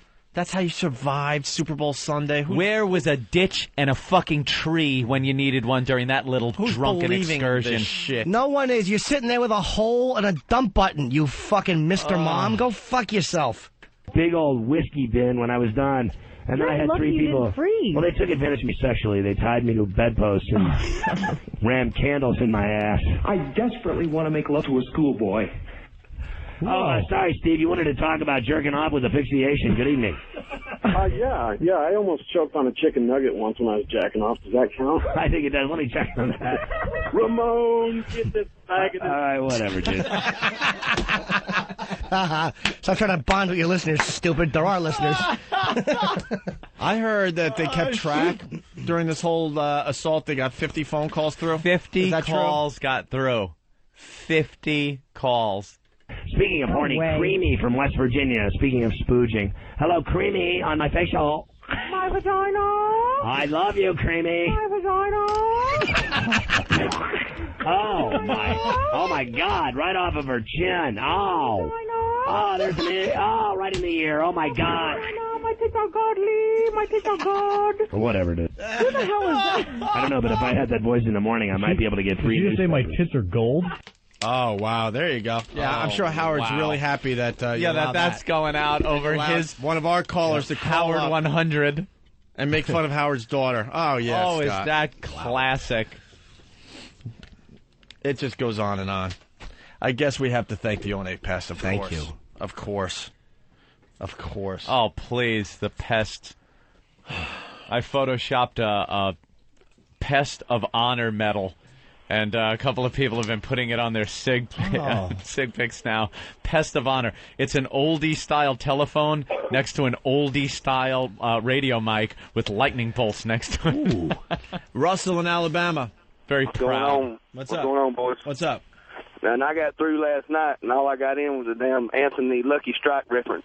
And then I set myself up, talking about how he's getting all this money because I was going to throw out Jimmy's line talking about take you serious and flush it down the toilet. Yeah. And he fucking hung up on me right when I fucking built it up. You know what I'm saying? Yeah, why don't you just go with it, Pharrell? He was hanging Let's see up how on good you are at doing radio. On the few regular callers that were really trying to call in. Yeah. He was hanging up on them. He got so paranoid because so many pests got through.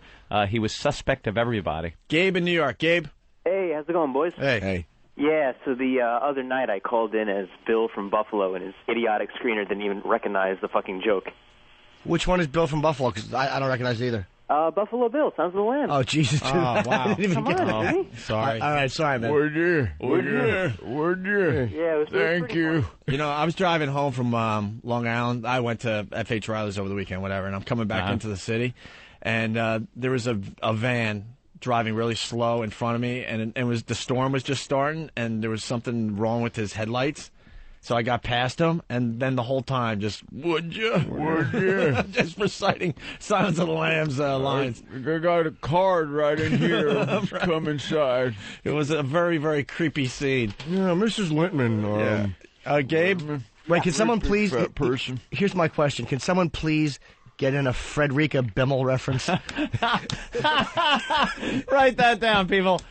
Pest, we need the delivery of a Frederica Bimmel bomb. Frederica Bimmel. Wait a minute. Was she a great big fat person? Let's go to Frederica Bimmel. She was a big girl, sir. Big girl, sir. Let's go back to Gabe. Gabe? Yes. All right. Gabe? Yes. Hey, buddy. Oh, so that's all you wanted to say? No. What happened was Pharrell was being topical, and he brought up blowjobs, he. So the reason I got through was because I told Pharrell that I got a blowjob in a car and I got arrested. And him and the whole fell for it, and then I dropped the Buffalo Bill reference. I don't know if you guys have the audio, but it was pretty funny. All right. Yeah, we're still going through all the audio, to be honest with you. Thank you. Thank you. You know, Doug had a great phone call today. Yeah. I'm wondering if I should save him or take a chance here. Because they just handed me a phone call here that he did. And they're saying it's really good. Doug is pretty good because he's so over the top. Yeah. All right, let's see what it's all about here. All right, let's go to North Carolina. What's happening? You're on Howard 101. Hey, what's going on, Pharrell? Good to have you guys on the radio down here. Thanks. I got a good dump story. I got dumped by my wife when I got caught cheating on her with one of her bridesmaids. Well, that's not that big of a deal. That's kind of ridiculous. Well, it just so happens that her husband was my best friend. Now, you want to talk about pissed? This guy was more pissed off than people that get dumped on satellite radio. Did you beat his ass or did you just work it? Honestly. I think you worked your friend's ass and then beat her. I cover it up. What's so gay about a story, I think, than some guy going, oh, I did one of my friend's bridesmaids. Every wedding I go to, I nail at least 2 bridesmaids. Of course. Yeah, you're so fucking cool. Do you think anyone is buying that stupid fucking act, you hack? Do you think anyone's buying... Wow, Dude, did you hear Pharrell? He's banging bridesmaids. Drinking whiskey. Every wedding, he bangs at least 2. Whoa. Drinking whiskey on a snowmobile. Motherfucker, the guy's unbelievable. What? A kid? Change his diapers? What? You ought to change the name of your show to Incorrigible. You're incorrigible, Scott. Wow. Boy, you don't take no prisoners. Vrooming around on a snowmobile, banging bridesmaids. Wow. Ooh, what a man. And by the way, that story Doug told is completely true.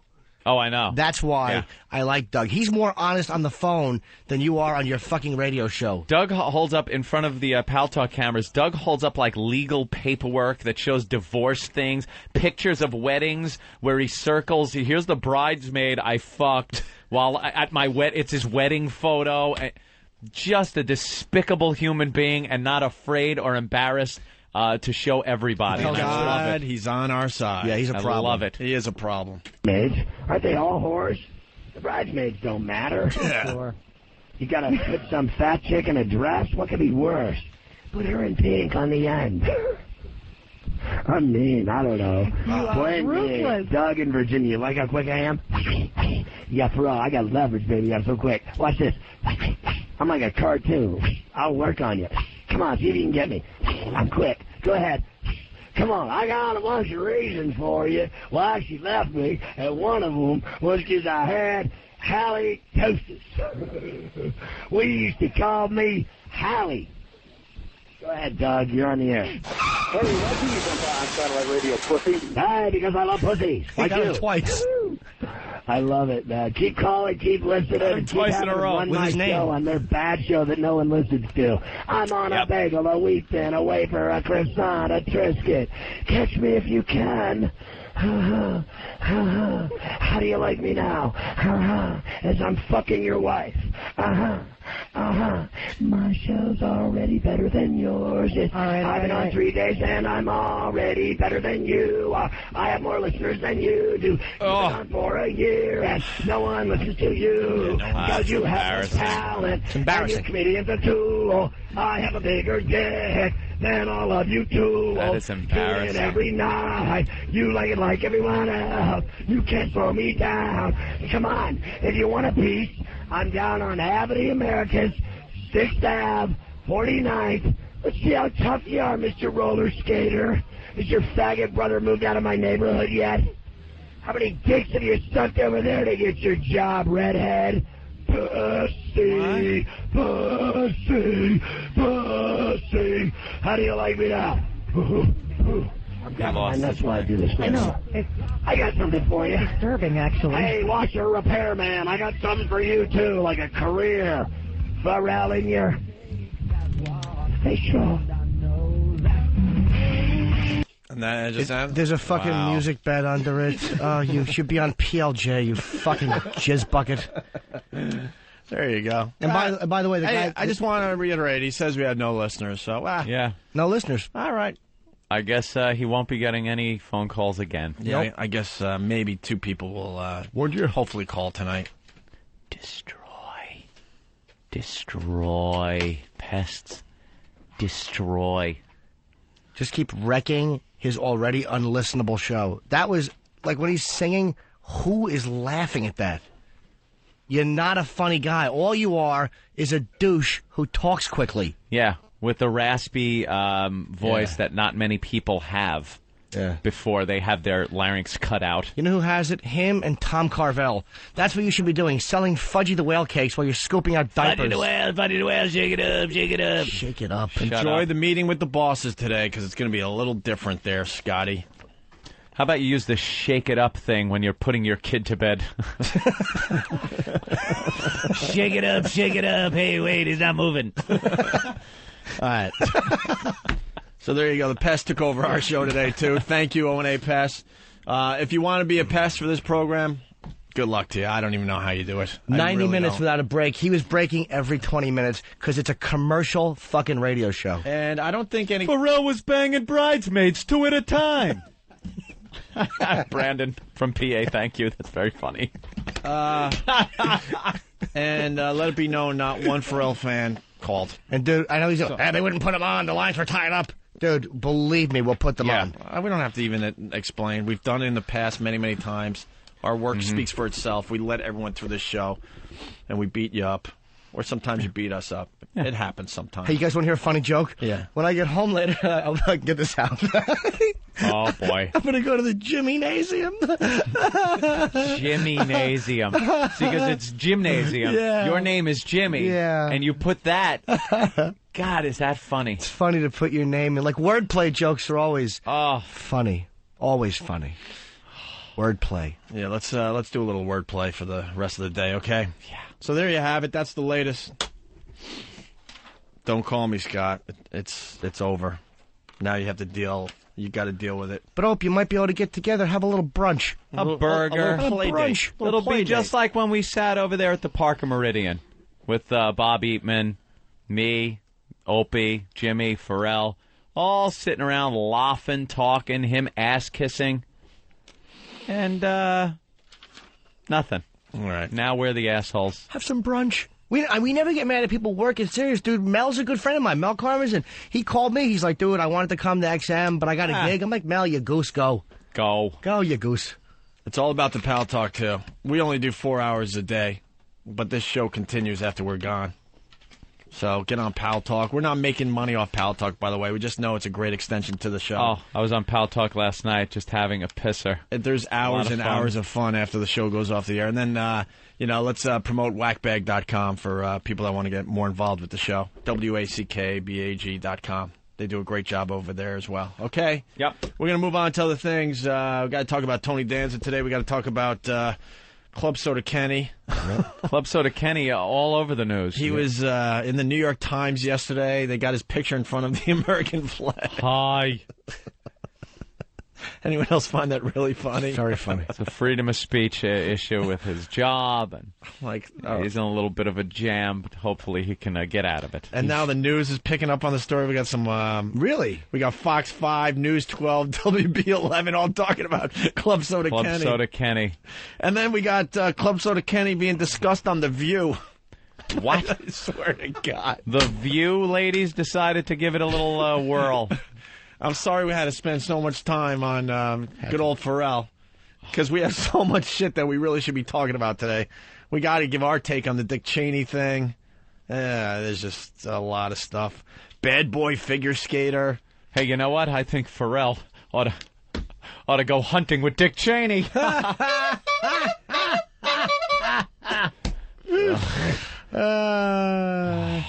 got some shotgun Pharrellets. Got some Pharrellets. It's like pellets, but with Pharrellets. That's hysterical. High hole dump. High hole dump. Yuck. Suffered a minor myocardio infarction. It's. They have to dump over there, by the way. They don't have true freedom. They got some serious problems over there. Yeah, good luck. Dude, serious problems because they didn't set up the business right. So they got to dump out. They got to be careful. They got to watch out for the FCC. They really screwed up their business plan. Screwed it up. Oh my God, the problems over there already. That's why they have dump buttons installed everywhere. But to dump out and wreck your own show like it's a commercial radio show instead of just fucking smashing people. Yeah, go with it, buddy. You're so good. Go with it. Sound like you're doing your friend. And I know why he's not going with it, because his boss has told him, to dump out of the Opie and Anthony mentions. Yes. Didn't they, Scott? Didn't they?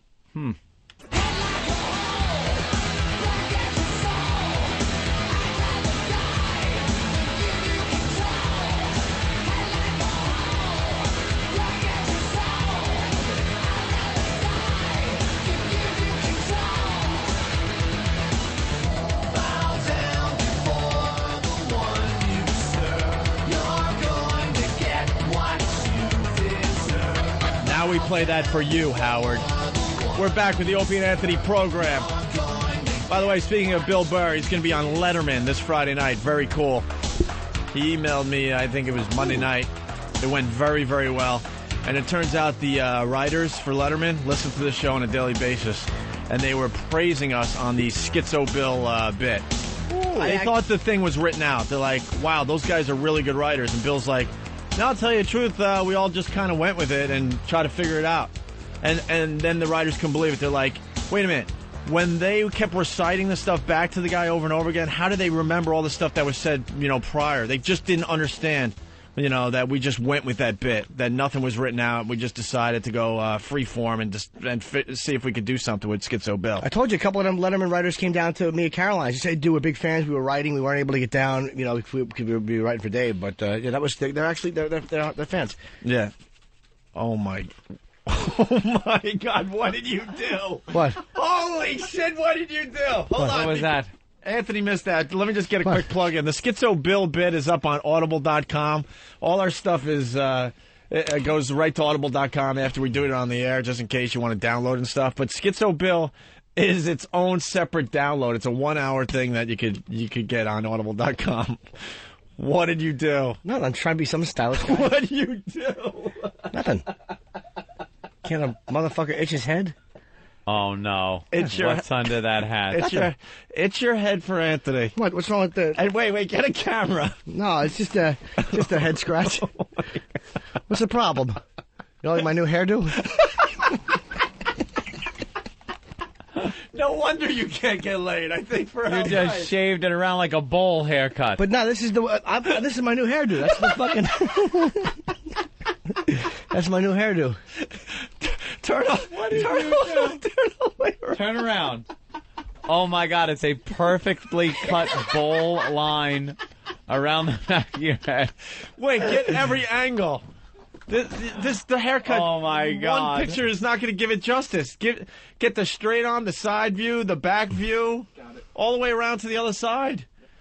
Get that up on OpieandAnthony.com immediately. Get close to the Pal Talk camera. That's my new hairdo.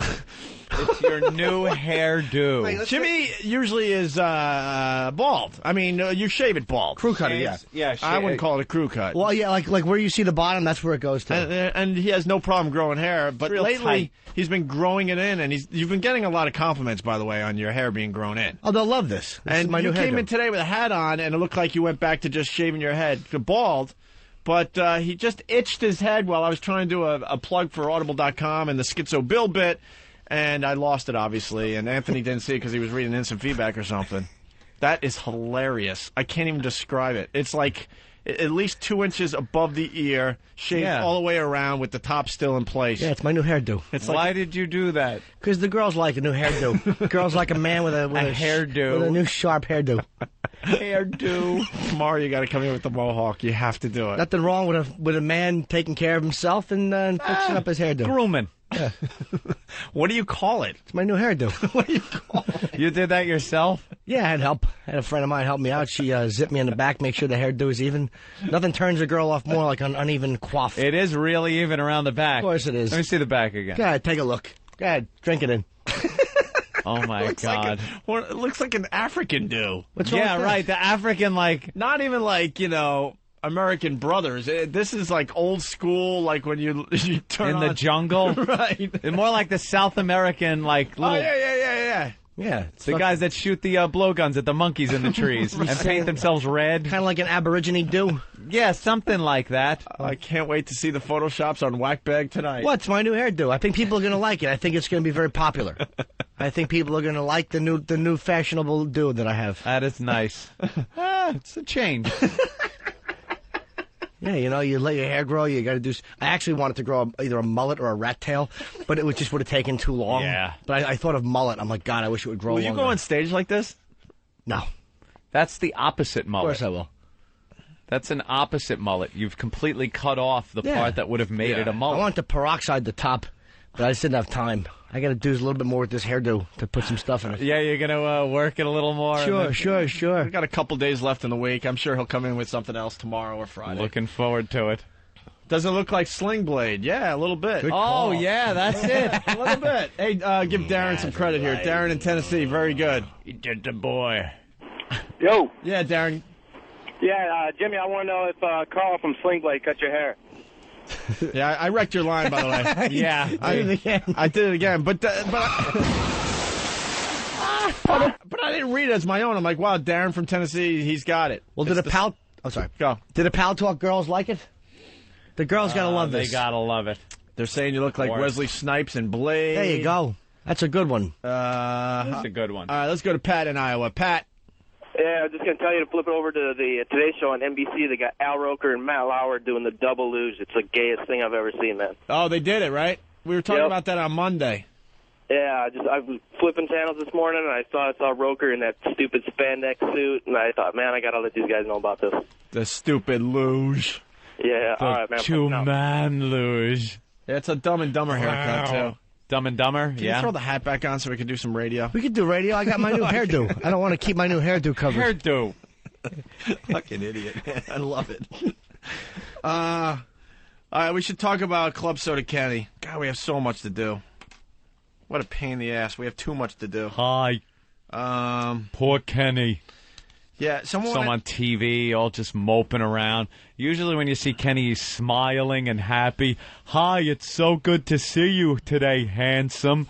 What can I do for you? and then he's got like some advisor, lawyer, I don't know what he is, the guy that's with him, and he's just kind of walking behind him, kind of looking all apologetic. He's got a First Amendment lawyer. Is that what he got? There was an article in the New York Times yesterday in Club Soda County, as serious could be. His picture's being taken in front of a American flag. For the people that haven't heard, Club Soda Kenny is a very good friend of ours. Yeah. We met him through Dice, I don't even know, 5-6 years ago probably. We met Club Soda Kenny about the time we met little Jimmy Norton, actually. Jimmy. And he's been a real friend for many years. He helps us out a lot. On the road, takes care of us. Just a great guy. A great guy. And he got in some trouble. Someone want to explain, Jimmy? Because it's well, he's a decorated cop.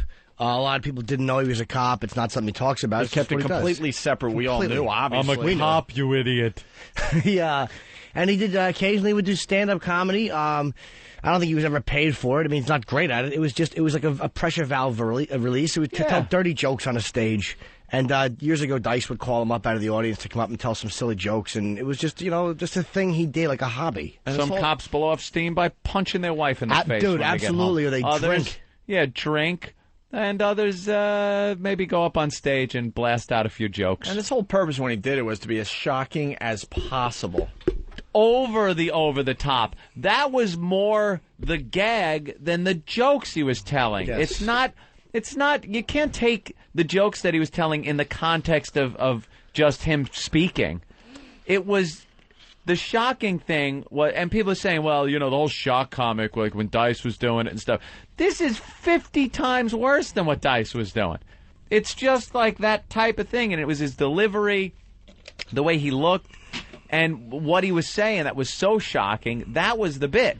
And he was so menacing on the stage, no one was going to tell him to shut up. No. That's what was so funny about the whole thing. You couldn't believe you were watching it. Yeah. It was a goof. The whole thing was a goof. Right. It was like an ironic thing with just dirty jokes. It was just this big horse's ass on stage with a joke. It had to be that outrageous for the act to work. Yeah. He couldn't go up there and tell mediocre jokes. It would just be like, this guy sucks. But they're so bad and so over the top and so like such black comedy that that was the gag, and that's what made it funny to watch. Yeah. And the more I read about this, the more the West Orange Police Department just looks ridiculous. I mean, you guys look ridiculous.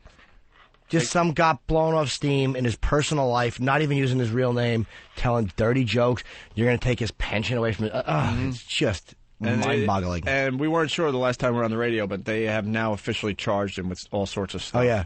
All sorts of stuff, threatened to fire him and take his pension away. Yeah. He's been on the job for well over 20 years. Oh, yeah, almost 25. Almost 25 years. Almost 25 years. He's shooting for that 25-year pension, and they're looking to, after how many years he's been there, take it all away. Like everything he did before that was shit because he was telling a few dirty jokes on a stage. And some ass was in the audience, I guess, at the Laugh Factory. Someone that had it out for him.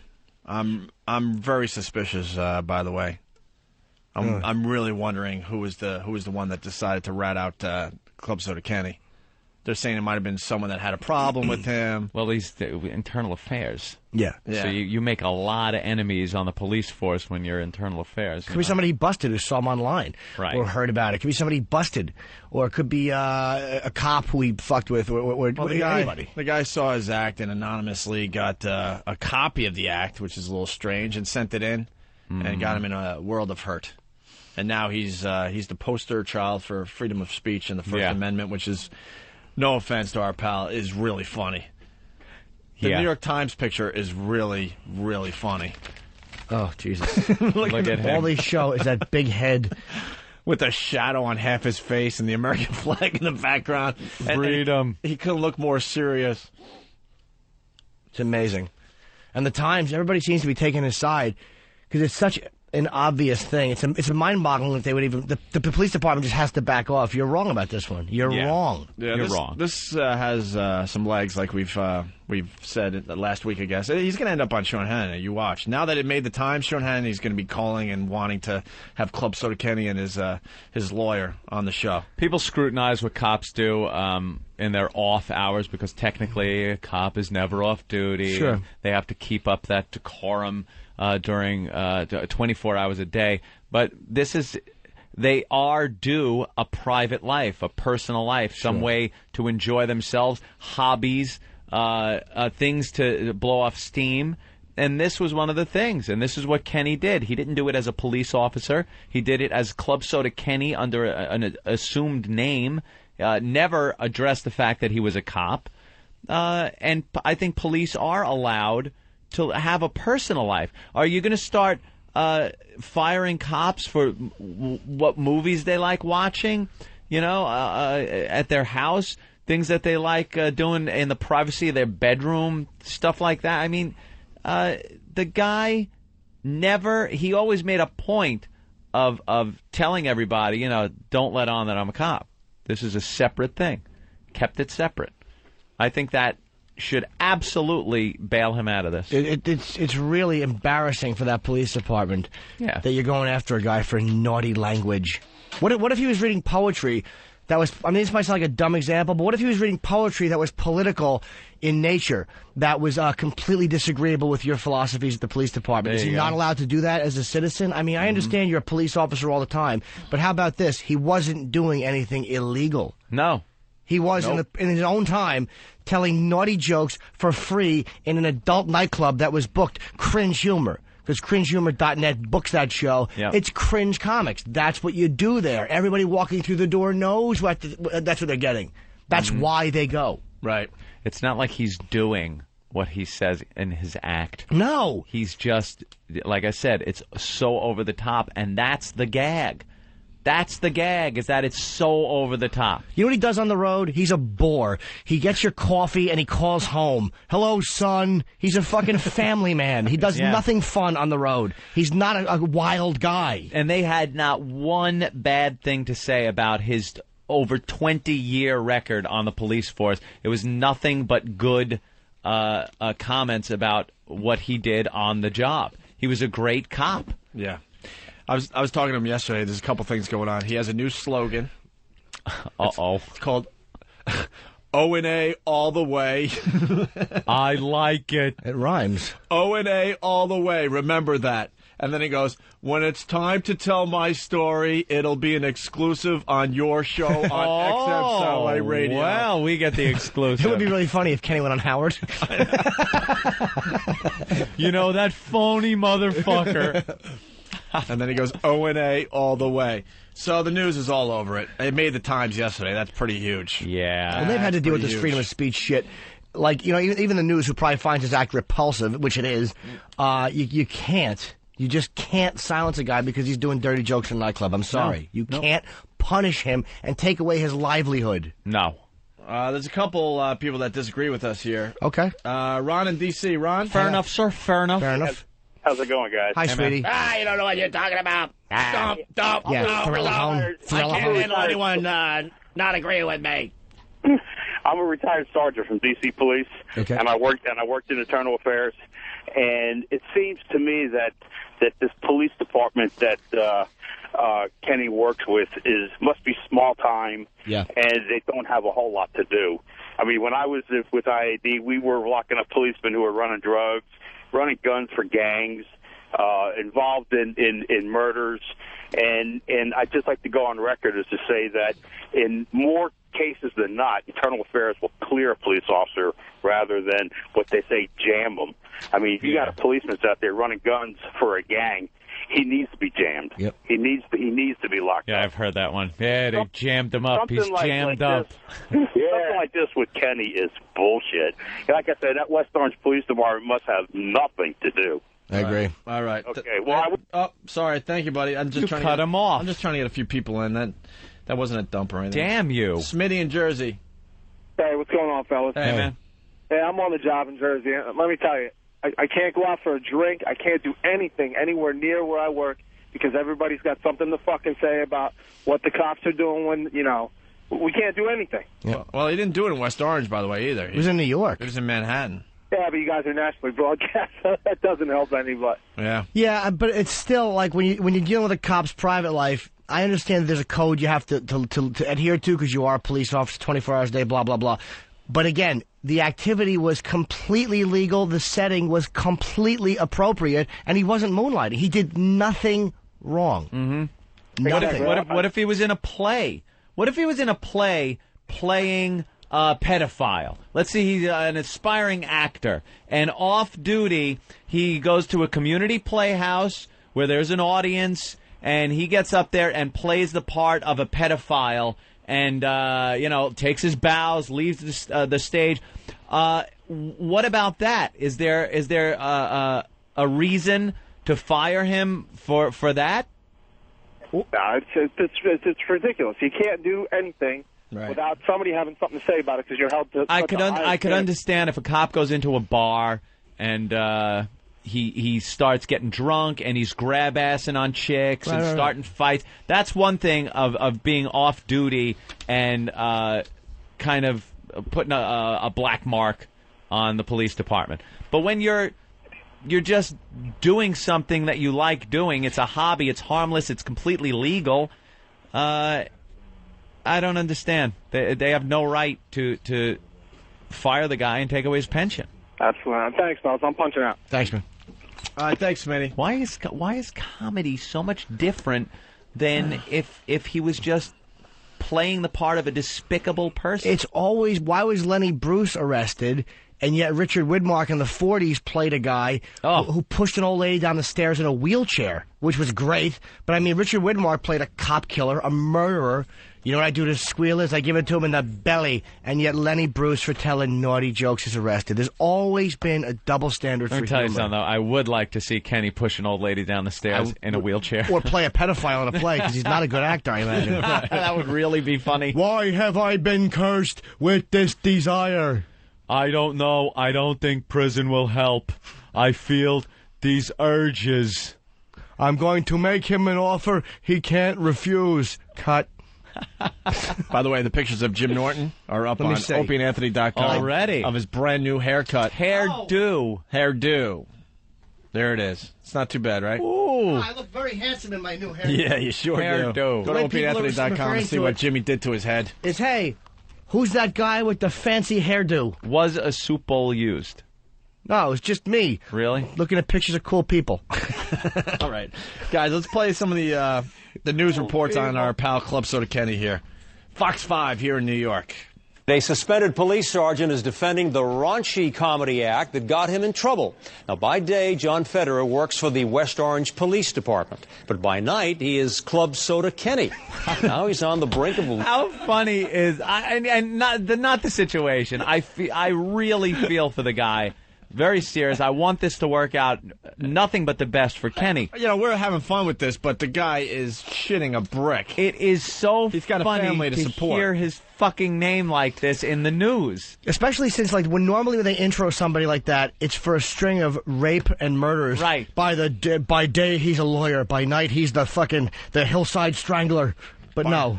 Yeah. By night, he's got his bag, man. Club Soda Kenny. Yeah, it sounds like a mafia He was out thing. with Vinny the Nose last night, beating black people. And they found the dead body with a lime in its mouth. A true calling card of Club Soda Kenny. 2 little straws were plunged up his nose, and a lime was in his mouth. He's the swizzle stick killer. All right, back to Fox. Burping was heard in the area that Club Soda Kenny struck at. Back to Fox 5. He's on the brink of losing his job and his pension. Police supervisors say that they're outraged that Sergeant Feder was cracking jokes about bestiality and bladder control. But Feder's lawyers say that this is a case of free speech. When he goes on stage to entertain an audience. When he puts on the uniform, he holds himself to the highest standard and protects the public. And we put out a call to the West Orange Police Department, and so far we haven't heard back. A departmental hearing is scheduled for next week. So it's an ongoing story. Next week they have a little hearing. Hopefully, he makes out well. At the very least, give the guy the pension that he earned, putting his life on the line for 20 some odd years, so he could support his family. take that away? How do you take away over 20 years of a guy's career, putting it in, life on the line for telling some dirty jokes? Dirty. Stop it. Cops have the gallows humor. They all, I don't think any cop would deny it. Right. It just comes with that job. It's a fucking stressful, brutal job. You're a target to be shot at. Yep. Constantly. All right, here's News 12 in Jersey, I guess. A West Orange police sergeant was suspended without pay. This after his bosses learned he's been performing as a racy stand-up comedian. Sergeant John Fetter was also a guest on the popular radio show Opie and Anthony. Right now, News 12 New Jersey's Michael Weber reports some of his material was no laughing matter. We gotta sing a Christmas carol for the radio. This is video from the comic Club Soda Kenny when he took a busload of homeless people to the Palisades Mall. Do you know what? They're showing him. He already has more TV credits than Bob Kelly. Do you realize that? Dude, why'd you say that, dude? Shut up. I'll bite you. For the radio. This is video from the comic Club Soda Kenny when he took a busload of homeless people to the Palisades Mall for a radio stunt. This is Kenny from a stand-up act, and as you'll hear, his subject matter is quite offensive. You know the blacks take the best jobs. If Club Soda Kenny was just a comic, this wouldn't be that big of a deal, except Kenny leads another life. He's a sergeant in the West Orange police force. Now he's temporarily off and suspended after some of his bosses were sent tapes of his act anonymously. Agency policy that's consistent with state guidelines precludes me from commenting further on this ongoing internal investigation. We went to Sergeant Fetter's home. While inside, he told us he wasn't talking. It would have been great if he just opened the door with that goofy look. Hi, please come in. Can I help you? Just nude and draped on a flag like he's lost his mind. Mi casa es su casa.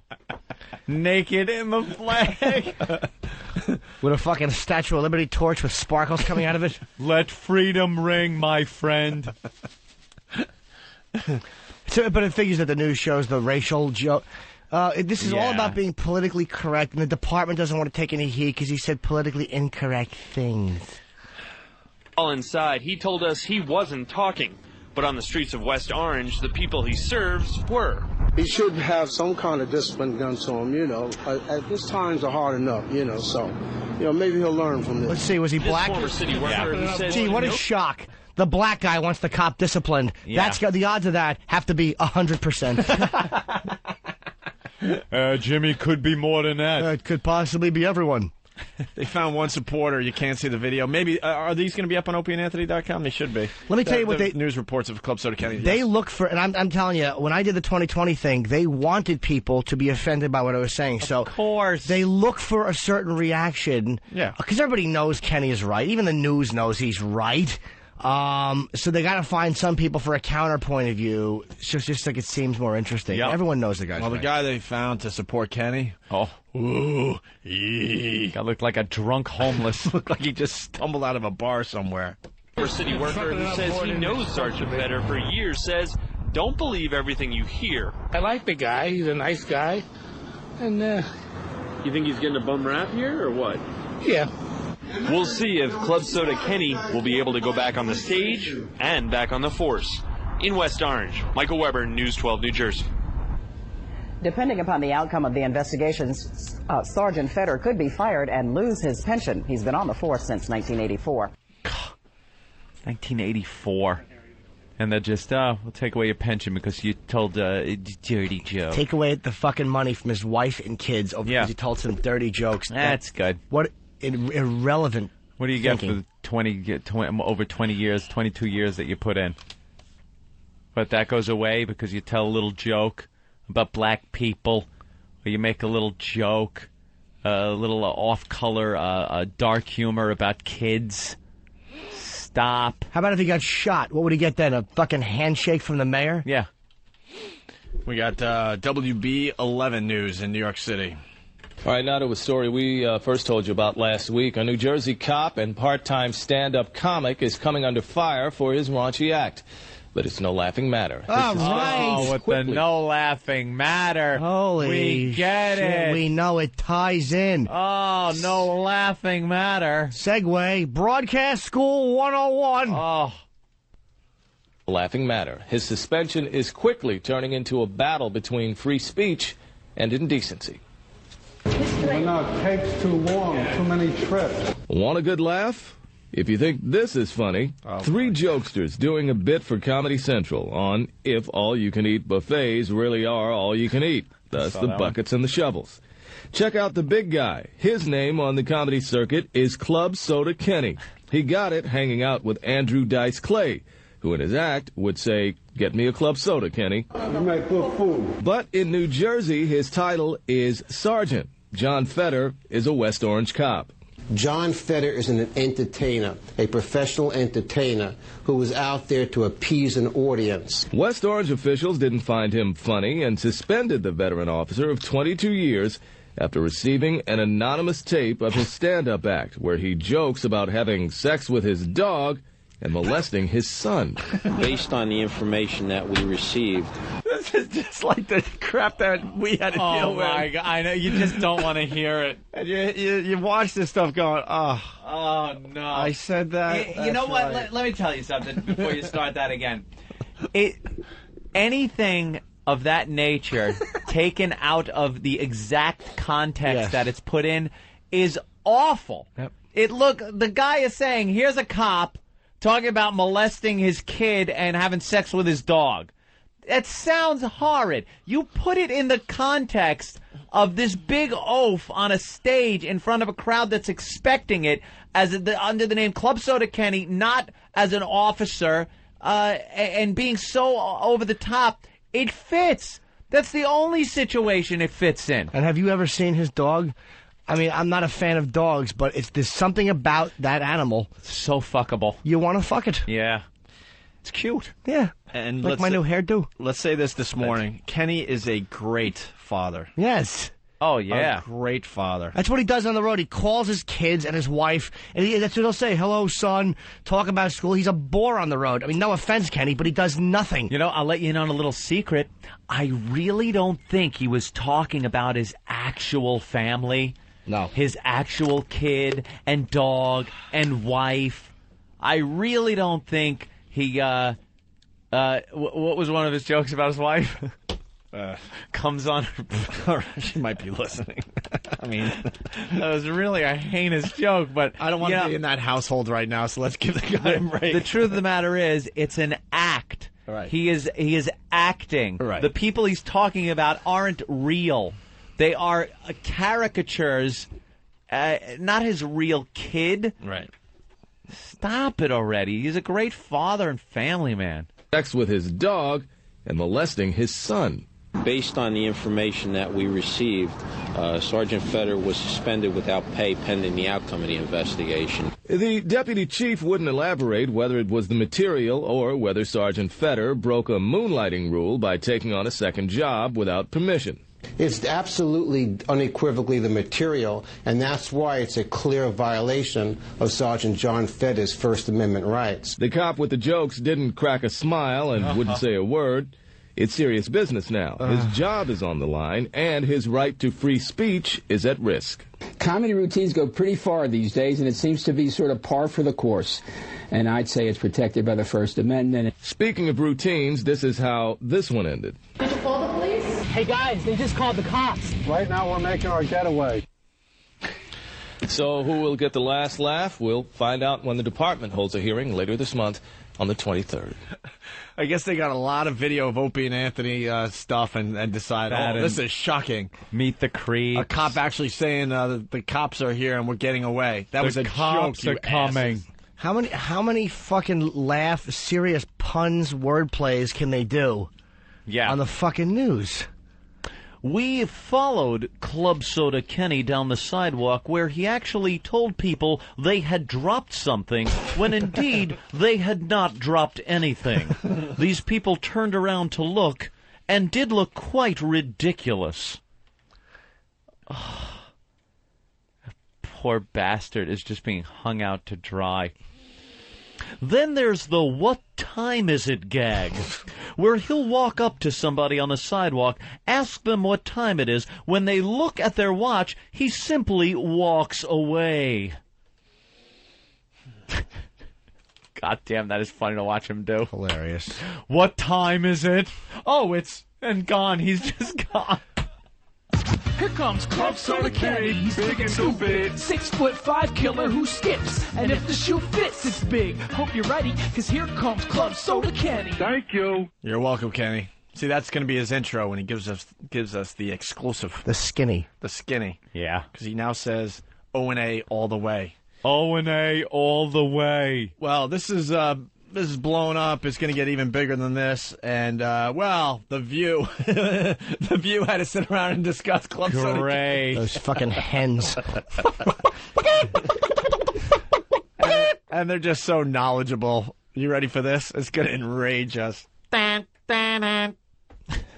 All right, I want to switch gears, actually. Talk about a gentleman named John Feder. You may have heard of this man. He's a 22-year veteran with the West Orange, New Jersey police force. But by night, he's known as Club Soda Kenny. He's a comic in the evenings, and what he does is very off-color humor, a lot about rape and pedophilia and bestiality. And the department just found out about this, and they've suspended him, and they may fire him. Do you think it's fair?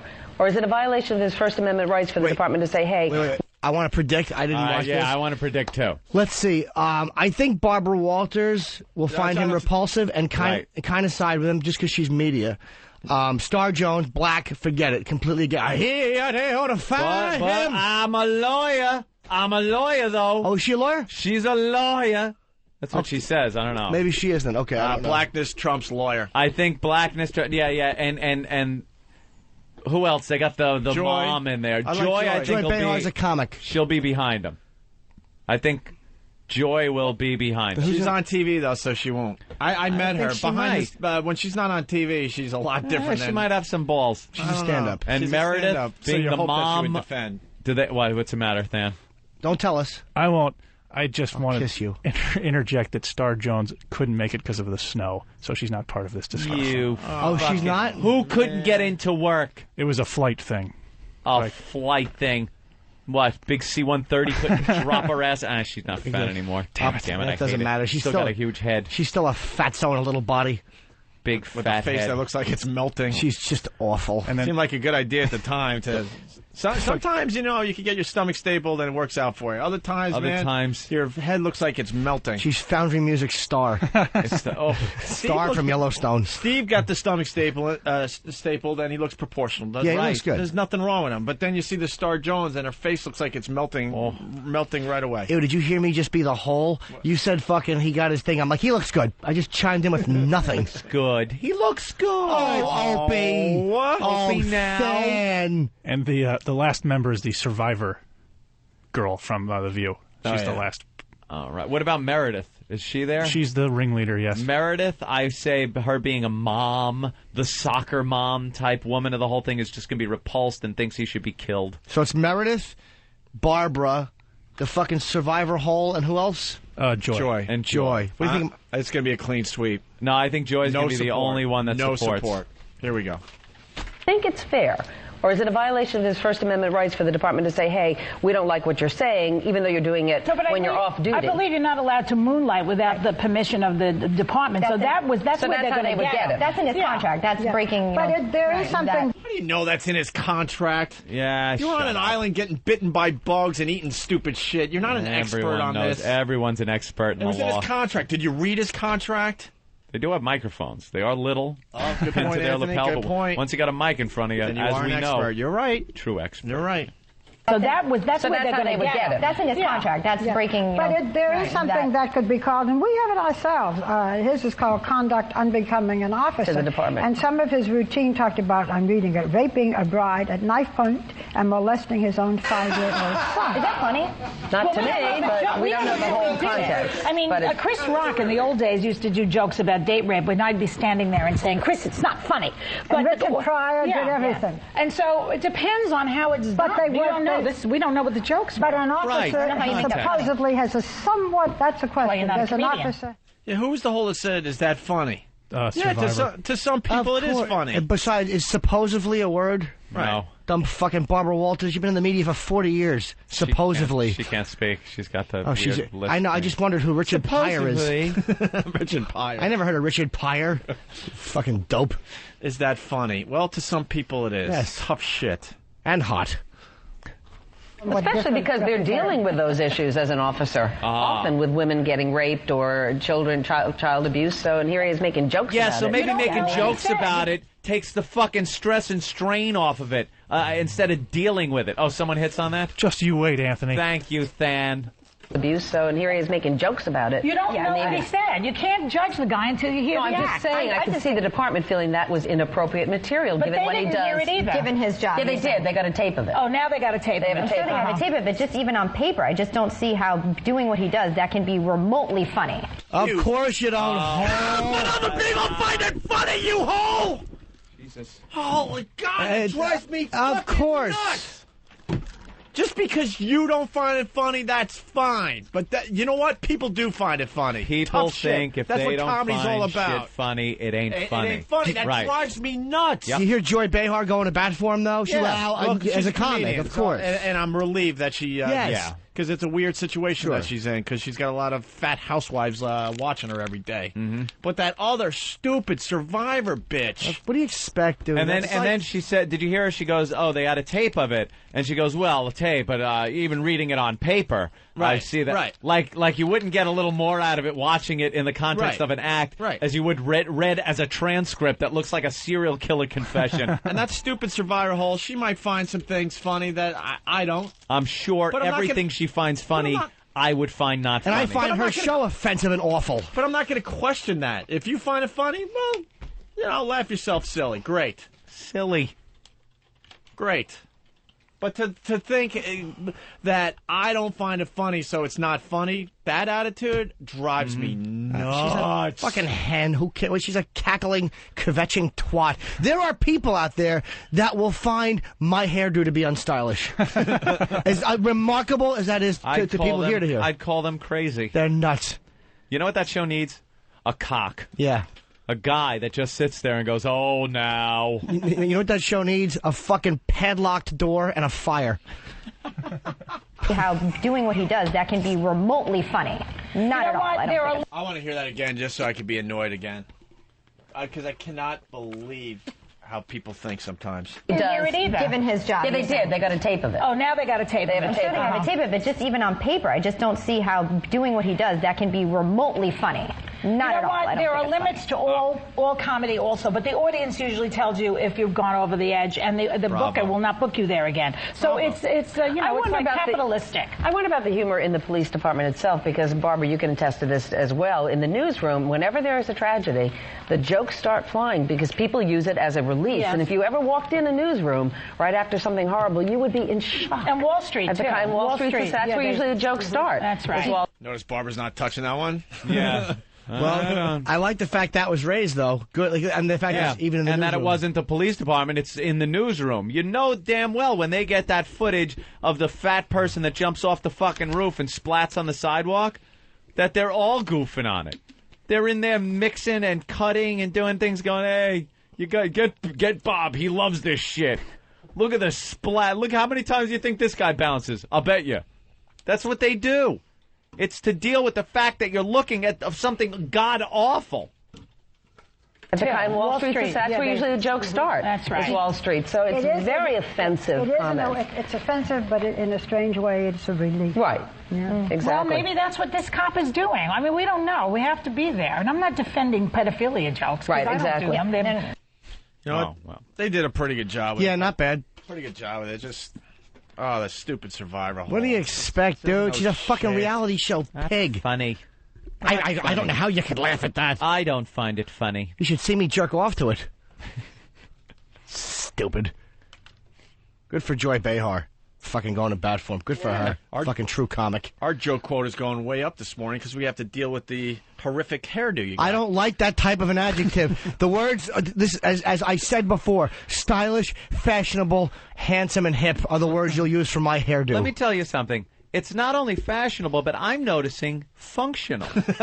Because it clears the way for your headphones. That's right. That is now perfectly seated. Your headphones, nothing, no hairs in the way.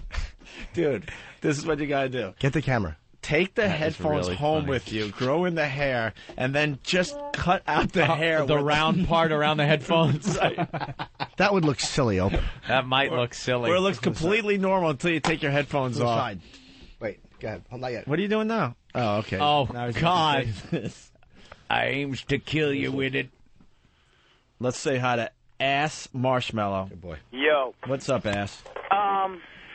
So should we assume that Keith the Cop might not be around for a while, or He doesn't do anything unbecoming an officer, though, dude. A lot of No. times it's just to make sure nothing goes wrong. Yeah, he's helping with security sometimes. That's right. All right. Wouldn't worry about that. All right, well, there you go. It's an ongoing story. It's going to blow up.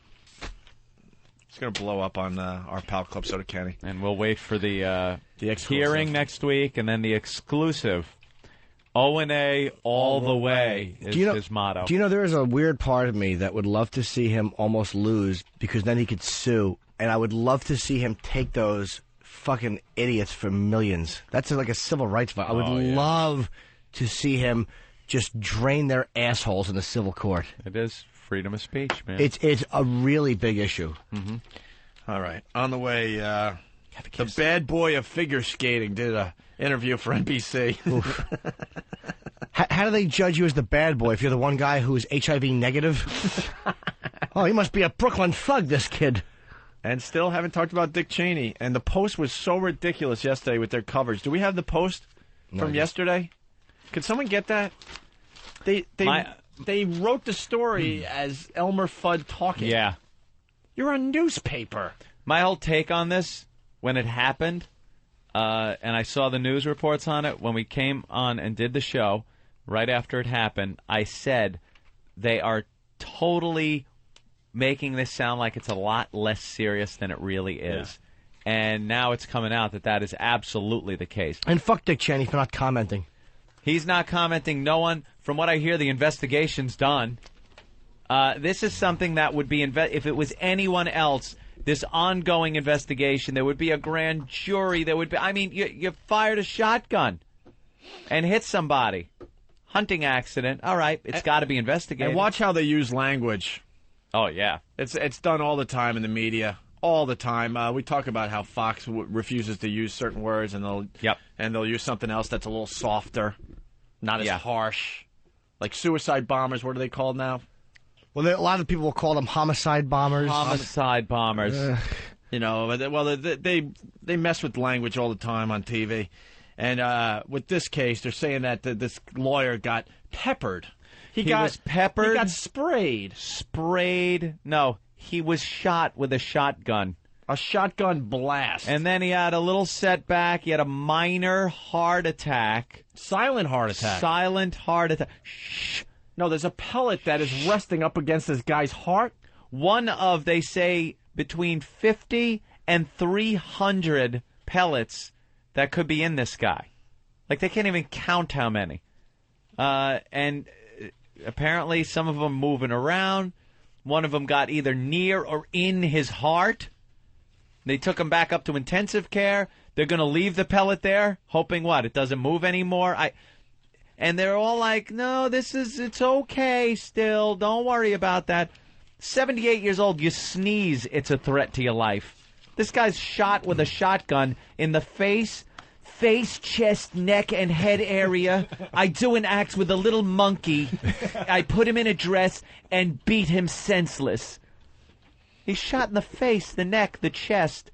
And it wasn't, you know what, I'll tell you what peppered is. I got a little hunting experience. Peppered is when you fire off your round. The blast goes up, and the pellets fall down and hit you. There's no velocity left from the actual shotgun blast, from the gunpowder. The only velocity in those pellets is now gravity. It's gone up, it's coming down. You hear like on yourself, you get like you're being hailed on. That gravity could be a little scary, though. Yeah, a little bit. A little bit, right? Now, something, if you were hunting on Jupiter, you're dead. Because those things they'd go right through you with the gravity. What about the moon, though? The moon? No, even less damage than here. Well, no damage at all, right? When they kind of start floating away? The moon does have some gravity. Some. It's like a sixth. So you'd get a sixth of the impact of it just falling. Mars, did you know same that, Jimmy? thing. What? Not only did I not know it, but nobody listening to this show knew it. I hate his knowledge. And then he tries to dumb it down for us. No, I just heard that. Yeah, did you? Did you? I'm 37. I have ears. Why did I never hear that? Watching some show. No, it's amazing, too. I never graduated from high school. No. I didn't need it. A high school dropout. It's like, you know what? This is boring to me. Kids, you don't need high school. I already learned this shit when I was a lot younger. To the children. So it's a sixth.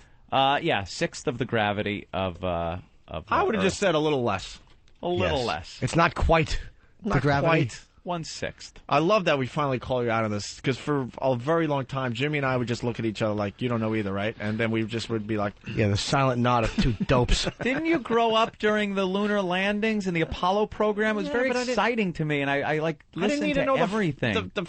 The fractions. I just knew, it's not as great as Earth. Yeah. When Alan Shepard teed off and fucking hit a golf ball on there, they were all about how little gravity. I'll tell you this much. Jupiter, no idea that it's a lot worse. Oh, it's a shitload. No idea. Here's a rule of thumb to go by. I knew it probably was worse. The bigger the mass of the planet, the stronger the gravity. Right. So something like the moon, which is very small in mass, has less gravity. Got it. Something like Jupiter, which is very great in mass, has a lot more gravity. And also Jupiter... spins. Let's not get into the spinning thing again. Let me tell you something. Spinning has nothing to do with Yes, it does gravity. with the gravitational pull, because Jupiter's days are 10 hours. It's 1,000 times the size of the Earth, and it spins in 10 hours. So the gravitational pull is much stronger. No, it would actually, if any theory here, it would be weaker because the centrifugal force of the spin would try to propel you away from the planet itself. No. So if it was spinning really fast... No. The sun spins and keeps the planets like around it. Best of again. No, but the sun... No. Boring. But wait, I have a fact. The sun spins and keeps all the planets around it. So the centrifugal force isn't pushing the planets away. The sun isn't spinning to keep the planets around it. That's how the planets stay around the sun. It's no, the gravity. sun is such huge mass. Hugely massive, more than any other planet. That its gravity holds all the other planets in orbit. Right, but the spin has something to do with the amount of gravity. Mama! Snap out of it, guys. Jupiter will crush you. As you're going onto Jupiter, it will crush you. Yes. Because it's spinning so fast. Because of its mass. Both. All right. We're talking about Dick Cheney. These guys will be talking about gravity on Pal Talk tonight. So for now 6 hours. peppering would be it falling on you. Okay. That's being peppered. And people who hunt a lot do get peppered by the pellets. He was shot. It doesn't go into your chest cavity by falling out of the sky. The power of the powder was behind the shot that went through him and into his chest cavity, neck, and head. And there's some kind of cover-up going on. Yeah, they were trying to make it less than it was. They took a lot of time between the time it happened to the time that a lot of people were notified, one of which was the press, one of which was the president. The president didn't find out until later, and he wasn't informed by the vice president, which would have been a great call. Yeah. George. Yeah, it's Dick. Oh, the trip. Well, that's what I'm calling about, the hunting trip. I shot some guy in the face. What's that? I shot somebody in the face, chest, and neck. I thought you want to know. How do you make that call? You probably throw it in the middle. It was great. I mean, we had good weather. The food was good. I shot somebody in the face, neck, and chest. We went out for dinner. You hope he doesn't catch it. We got some exclusive audio. Oh. See, because we do our own research here. We do our own investigation. Right. Proving that it was a lot worse. What audio is this of? I believe it's after the shotgun blast. After the blast. And I guess Dick and the gang trying to get him to the hospital. To the hospital? Yes. Wow. Yes. And there was a mic? Yes. The man must have been crying in the back. Was sad? Wow, let's hear...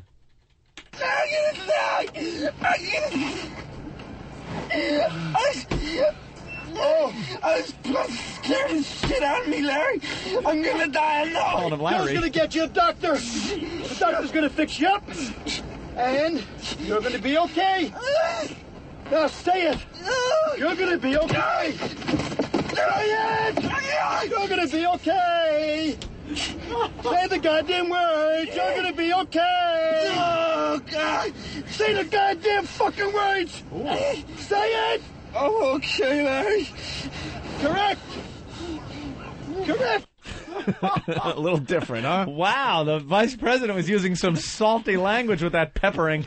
He was driving, too. That's odd. Driving? Well, here's the New York Post from Friend yesterday. was delirious calling him Larry. Yeah. You want to describe the cover of the New York Post from yesterday? They did a little Photoshop. Very cute. They have Elmer Fudd. They his big think hat. it's Photoshop, by the way. Yeah, I know. They have Elmer Fudd's big hunting hat and his jacket and his shotgun, all cartoony. And then the Vice President Dick Cheney's face superimposed where Elmer Fudd's face would be. And what's the headline? This is a huge headline. A newspaper here in New York City. Wascals. Critics blast the White House for Veep delay. And they spell Quiddix. Quiddix. Oh, yeah, it's C-W-I-T-I-C-S. And blast, B-W-A-S-T. Read the first paragraph, because then they get into the story. The White House took heavy flack, oh, they didn't say flack, yesterday for waiting a very, very long time. At least commit to the whole story. Do the entire article like this, or don't do it at all. A very, very long time before revealing that wascally Vice President Dick Cheney had shot a fellow hunter. Victim Harry Whittington. I'm Harry Whittington. Harry Whittington. My name is Harry Whittington. I've been shot. Get me to the chopper. Hi, this is my wife, Mrs. Whittington. Reported recovering quickly from the Elmer Fudd-type accident. Oh, yeah. What happened? Did the vice president shoot him in the face and his bill spun around his head? He put it back in place and said, "You're despicable."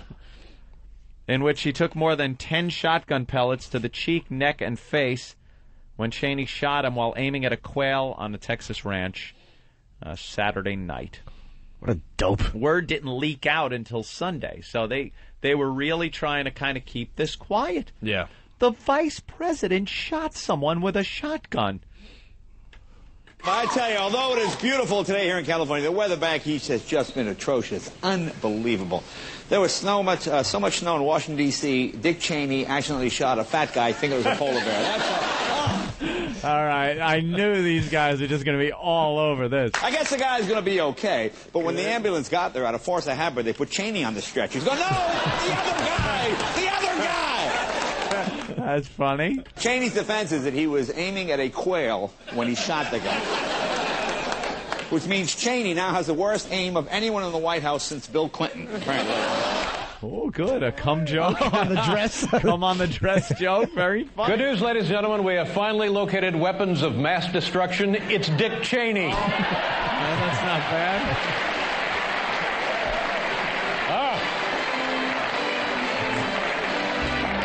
So over the weekend, the vice president wants to go bird hunting. He's going quail hunting or duck hunting or something like that. And, you know, horseplay, how that breaks out when you're out there hunting. And, well, one thing leads to another, and he shoots his buddy. But here is the sad part. Before the trip, Donald Rumsfeld had denied the guy's request for body armor. No. That's the crazy part. But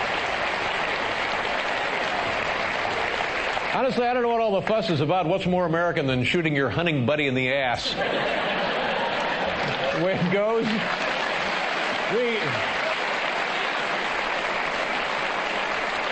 we can't get bin Laden, but we nailed a 78-year-old attorney. That's the way that went.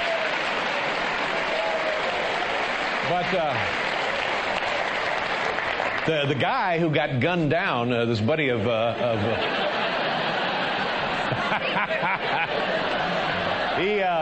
He is a Republican lawyer and a big Republican donor, and fortunately, the buckshot was deflected by wads of laundered cash. So he's fine. All right, that's good. Now, that was really good. And it's like, I just wish Letterman would afford stand-ups the same freedom he just took. He's making fun of a guy who was shot in the face and possibly is going to die. Now that this guy had a silent heart attack, they're not going to be making any jokes anymore. No. And Jon Stewart touched on that yesterday. Did he? On The Daily Show last night. He was talking about the incident, making some jokes about it, and then he said the guy suffered a heart attack. So he brought down the humor scale and said this went from hysterically funny up at the top of the scale red to kind of sad but still funny. And if he dies, it just gets lower and lower on the humor scale. But right now, still funny, but a little sad and scary. I do want to talk a little bit before the show begins tonight with two things. One, a correction, one, an update. Last night we reported on the program that the Vice President of the United States had shot a man. 78-year-old man, Harry Whittington, in the face because he thought the man was a bird. I would very much like to correct that. Apparently, the man was shot pretty much from here all the way up to the face. Sprayed, so if we gave you the impression that literally just like, no, it was really.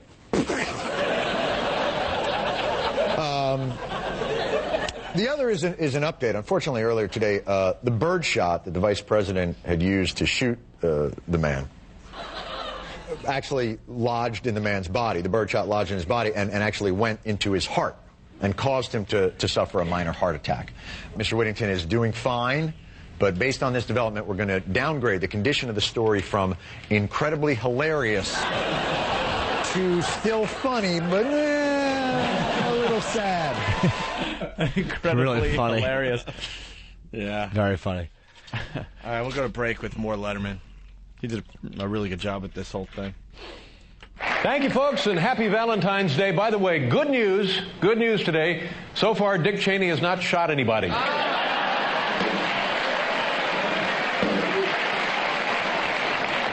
I'm telling you, this is all anybody's talking about. Dick Cheney over the weekend, him and a couple of buddies go down there and they're hunting and they're horseplay, they're goofing around. And the next thing you know, he guns down a buddy of his. And I'm thinking to myself, if this story gets any bigger, pretty soon they're going to have to tell the president. Wow. I think.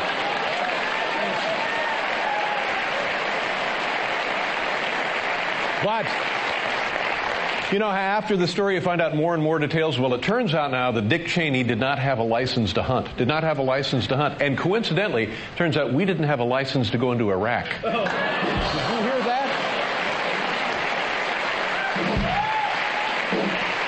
But the real question now is this a one-time thing, or will the Vice President try to kill again?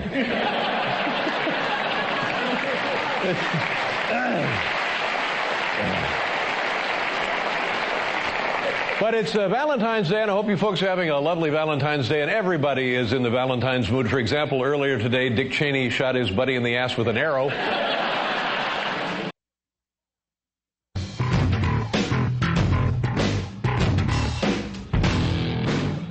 You're checking out the Opie and Anthony program on XM Satellite Radio. Mark has something to say, and we'll explain. Mark, what's up? Oh, what's going on, bro? Hey, One of you guys have to take a shit or something? No, I know what happened. We've only taken 2 breaks so far, and we had to make up for that. And also, we're trying to sync up with XM Canada today, so we took an extra long break so we can make that happen. Sorry. I was gonna say that was like 10 minutes long. Yeah, don't panic on us. We were drinking beer, playing foosball. It was great. Yeah, every once in a while we're gonna take a long break, but don't worry about it. Sorry about that, man. No problem. Yeah. We just want to sync up because we're gonna do something with Scott and Cam from XM Canada in a few minutes here. Chris in Brooklyn, what's up? How you doing, guys? Hey. Just wanted to let you guys know. I know you guys use Internet Movie Database a lot. Your pests are everywhere. I mean, on the Howard Stern, just his regular page, on private parts. I can't even get onto his site. They're probably getting slammed by you guys. It's awesome. The pests have pretty much taken over the cyber world. And a letter made it to Entertainment Weekly about a week ago, and we explained that the pests, they're fighting battles that we don't even know about. Oh, not all of them come to our attention. They're out there on message boards we don't even know about, just fighting battles. I'm telling you, they're 6, 7, 8 pages deep. It's just great. Cool. I made my first little, contribution today, which was nice. Awesome. And I just want to let you guys know I loved you for years. Jimmy, you're awesome. Thank you. And but what about me? I'm sorry? Well, you're under you guys. Yeah. Well, yeah, it's great. I mean, it's just But I awesome. want my own. You didn't mention Opie's name. Oh, Opie, I'm sorry. But what about me? Opie, it isn't fair. Oh, I'm Moving so Pictures, sorry. 1982. All three of you guys. Brooklyn loves you. Opie gets. Opie Chris, can you yeah. give us? You write? Can you guys give out phone number more?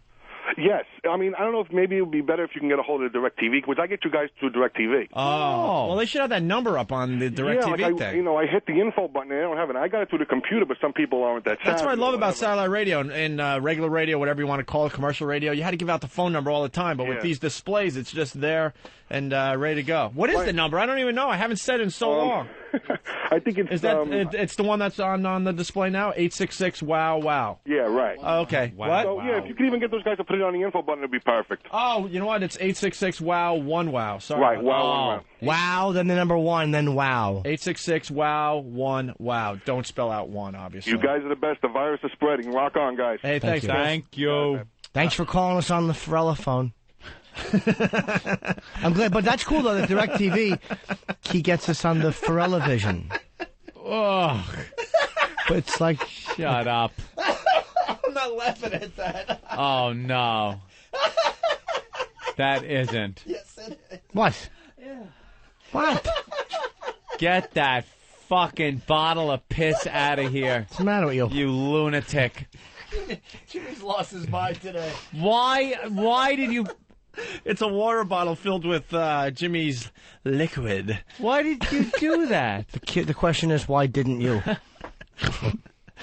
You could see the yellowness. Get that picture up on OpieAnthony.com. No, don't roll it over. I swear someone will die. Let's play Toss the Bottle. No, let's not. It's dry. No! Oh, it's warm! Jesus, that's so gross.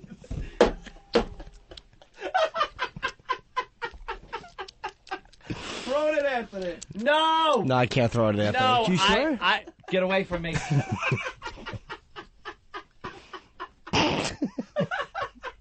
Dude, it's only tinkle. It's very sterile. Anthony's hiding. Holy shit, that's... How about if I just roll it this way, like No, this? get away. Do you want me to just... I don't know what I'll do. No, shut up. How about if I place it on your neck? Oh, my God, that feels so good. Hawk? Oh, my God. Put it on your neck.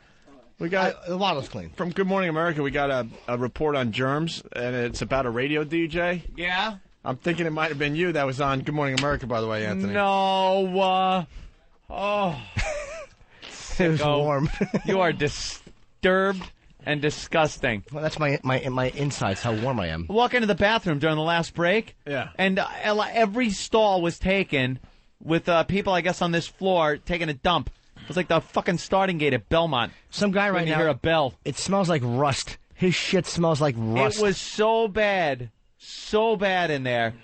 Why do you have to suffer? Bring Francine in too, by the way. I don't know. Just because someone doesn't have self-control and they had to have a chili dog, drink milk, and eat grapes last night, we all have to suffer. We all have today. to suffer with the right. The guy that has no fucking pride, doesn't care what you hear. Because you had to eat all your Valentine's Day chocolate with cheese and milk. We have to suffer today. Right after your milk and burrito dinner. Right.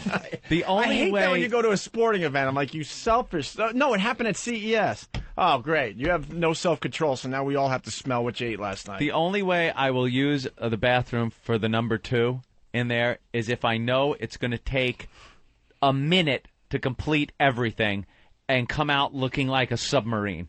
Just, whoosh, it's out, it's done, I'm finished. I'm not going to sit there as you spray salad and pudding all over the goddamn bathroom, making sounds that are ungodly. Is that a blast or a peppering? A peppering, yeah. Oh, he just peppered the toilet bowl. No, he didn't. No, he blasted it. A full blast.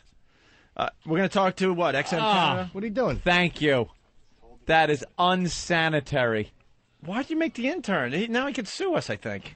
Who told him to do that? Sue you. All right. XM Canada, you there? Oh, hello. Hey, what's up, guys? What's happening? It's Scott and Cam from XM 204, XM Canada. Nice. Somebody set up this silly phone call, huh? Somebody had to do it, yeah. Oh, and here we go with the delay problem. I could tell already. There's a little delay, but they I can tell already there's going to be a little delay. We watch it every night on CNN. When they go to Iraq, there's a little delay, so you just got to expect it. They're professionals. We're professionals. I think we can get over this. Are you guys in Toronto? Yeah. And what do you guys talk about on your show? Hockey? Yeah, talking about hockey. Hockey. There's a parade across Canada right now, guys, because Canada won their first game, beating Italy at the Olympics 7-2. So there's a national parade all across the country from the West Coast to the East Coast. You know what? Unless they beat them 28-0, I wouldn't be too proud. No, that's the women's team that does that. We beat them 16-0. The ladies got hammered. So. You guys really beat Italy 16-0? The ladies did. Oh yes. What about the? Yeah, the Americans? The Americans are kicking butt too. They're all over everybody. But of course we are. We're going to take it. It's always Canada and the States in the finals. Wait. But explain. I can't imagine Italy actually has a good hockey team. They're all Canadians on the team. Are they really? How do they? That's the thing. There's 9 Canadians on the Italian men's team, and there's 2 American Italians on the men's team as well. So it's pretty much a North American team, not just Italy. Yeah, but what are they? The hockey players that couldn't get on the real team? You know, Canadian American. Yeah, that's right. They couldn't make Team Canada, or they're playing in Super Leagues over in Italy and Germany and all that stuff. Yeah, if you're on the Italian hockey team, that's like being on the XFL. Football league, you know? It's like the football players, that weren't quite good enough. Italians are known for pasta and murdering each other. They don't play hockey in Italy. I know, they really don't. Well, at least you said the XFL. You didn't say the Canadian Football League. No. We're hurting Canada now. We got to play nice for a little while. Yeah. And then we'll take our shots at you. Trust me on that one. We have said nice things about Toronto, though. Well, NBC was doing the Olympic coverage last night, and they did a whole thing on love, and it's really amore. It's really weird because a lot of these people are switching teams because they fell in love with somebody else, so they blew off their citizenship to now be part of the Italian team. Or that's odd. It's very strange. Just because they fell in love with someone at the Olympic Village in a past Olympic or something. Yeah, there's a Canadian figure skater from Kingston, Ontario, just outside of Ottawa, a couple of hours, and she skates for the U.S. now because I think something happened there. Is she any good? Uh-oh, no. On the ice? Yeah. Yeah. No, she's a medal contender. Well, that is what other hockey teams are good? I guess Russia's got to be pretty good. Or, Russia's great. Slovaks. The Slovaks are good. Sweden. Yeah, anybody. Scandinavian countries, Canada. I don't know about the States this year, but all those countries. States. We're going to do all right see how this they year. do. We're playing today, right? I hope they do.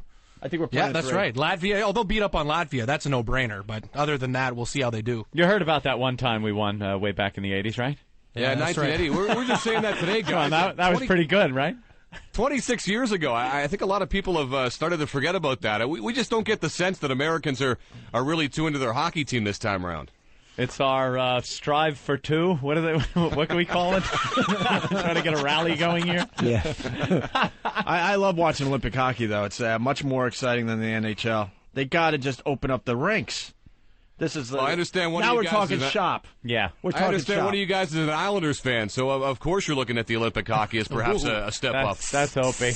Hey, what am I supposed to do? Be a fair, jump on another bandwagon? Drive for five. I've been an Islander fan since they won all those cups back in the day. I think that's right. There's nothing worse than a bandwagon jumper, so you're not a fan of an expansion team or anything, so that's cool. I'm a Mighty Ducks fan, and I have been for 15 years. Because he looks cute in his jersey. That's right. I like the clothes. Now, Gretzky. What's the deal? I'm hearing he's being cleared of any wrongdoing. Well, the latest was that he could be cleared by it. The fact of the matter is, no charges will be pressed against anybody that was involved in making bets through it. It looks like right now, anyways. And I guess Tuesday's the day for Rick Tocchet and the 2 other guys to get called on the carpet there. But I guess that initial report that came out of Jersey there that said that, they had him on the wiretap talking about his wife. Apparently, there was really nothing to that, actually. Yeah, you don't want to tarnish the Great One's image, but just the fact that you have to say, hey, I didn't say anything on the wiretap. Like, that's just bad right there. I don't think I have any wiretapped conversations myself, I think if you have a wiretap, that kind of tarnishes your image. And it looks like... We could tell you, Gretzky didn't bet. Okay, that's no. I know that's the bottom line. All if his right, wife I know did he's whatever, your hero. No, but I know it's all about Gretzky in Canada. Super Bowl bets. No, I can tell you Wayne Gretzky didn't bet. Somebody might have around him might have betted, but he didn't. Right, the LA Kings own Wayne Gretzky. It looks like his wife might have a gambling problem. Oh, hey, no comment. Right, no comment. She might have done something. Hey, you'll have to talk to her about that. I like how he kind of brushes that off on the phone. Hey, I don't know. I cut the grass. I take out the garbage. The dishes and windows, you're going to have to talk to her about that. All I do is gamble and play hockey. I fucked up. Oh, you messed it up. That is kind of funny, though, if you said that. That would be funny if he said, I never bet on anybody except my own team. So what do you guys do? What do you guys do? Just all hockey?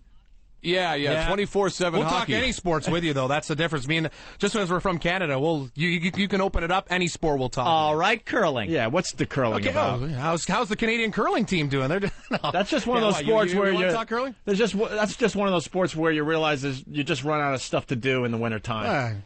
You see The Simpsons, curling for loonies. I just want to. It's a drinking sport. When you're done, people go and they drink after curling. That's why right. Canadians like it. What is curling? I just wanted to know a little history of it. It's like shuffleboard at the bar. It is shuffleboard on ice. You throw some rocks, and the rocks that are closest to the center, you get points. All right, now I've played the shuffleboard at the bar where you take the cheese shaker and you kind of spread that stuff all over, and you got to kind of lag the puck so it just hangs over the edge or it gets into a scoring zone. Is that what they're doing with that big, stupid iron-looking thing? That's exactly what curling is. Yeah, just try to get it as close as you can to that dot that's right in the middle, and hope that your rock is the closest one to the middle dot. Boring.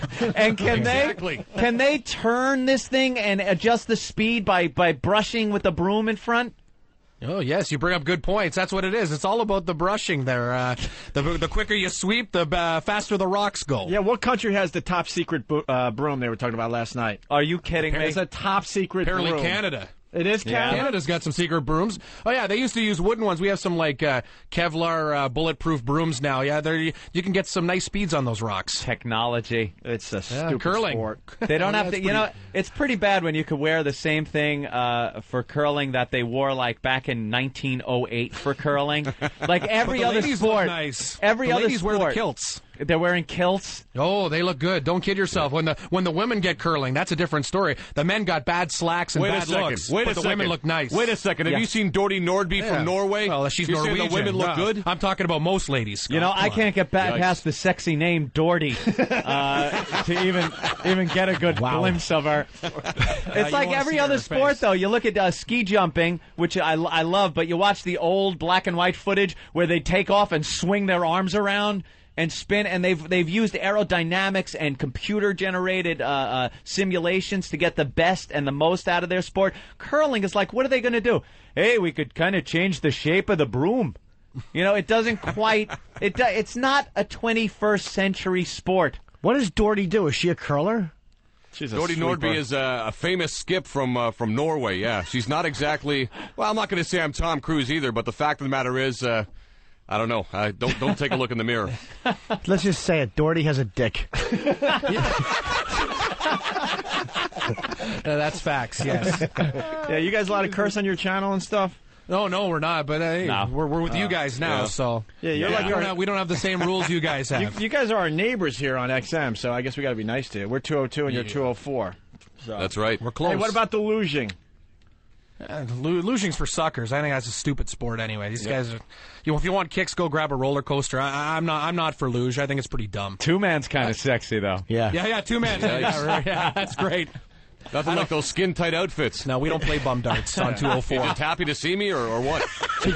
Yeah, they go ball bag first. We were trying to think if their unit gets in the way and makes them, slower. Yeah, if it either slows them down, because they're wearing pretty much saran wrap You get nothing left for the imagination. Well, they actually lock together like Legos. The one guy will cut a hole in the back of his uniform, and the other guy cuts a hole in his front, and they clip together like Legos, and they play Chariots of Fire as they plummet to their deaths at 200 miles an hour. It's the one sport where smaller's better.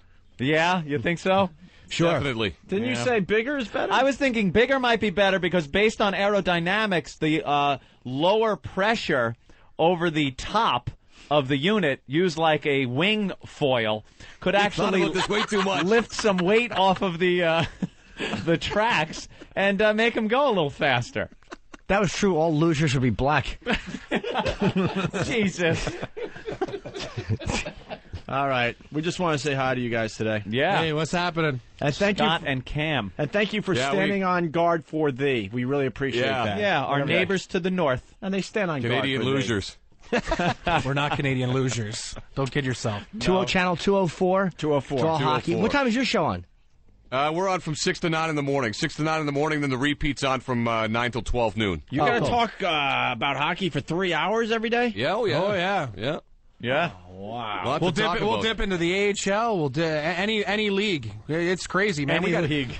Oh no! You know what the crazy thing is? We have Canadians aren't our listeners right now. We got fans. The people who listen to the show are from Carolina. Carolina and Nashville are the emails we get the most. Really? Which is crazy, yeah. And a couple guys from Jersey too. That's gotta be a little scary. All right, well, it's scary. Well, thanks, guys. We'll do this again. It's Scott and Cam XM204, right? Yeah. All right. Oh, Canada. Thanks a lot, guys. That's all I know. Later, guys. Take care, fellas. Later, guys. Go USA. All right. We're going to get our asses handed to us. No, we're not. We're going to do fine. The picture of Jimmy and his bottle of urine is up. Let me say it, Hawk. That's a little light, Jimmy. A little light? Yeah. You might need a few more vitamins in you. No, it's supposed to be clear. Yeah? Sure it is. If yours is Clear gold, as you're in gold. trouble. No, it's not gold. It's I think the darker the urine, Look at that. It's so the more waste you're expelling. No. The darker the urine, the more likely you are to go bye-bye in a box with no kidneys. Believe me, your urine is supposed to be clear and drinkable. Yeah. Huh? Yeah, we should bring Francine. Oh, that picture is great where you're sucking your chin in. Let me see. And No, it's I'm a not. side view of... No, I'm not.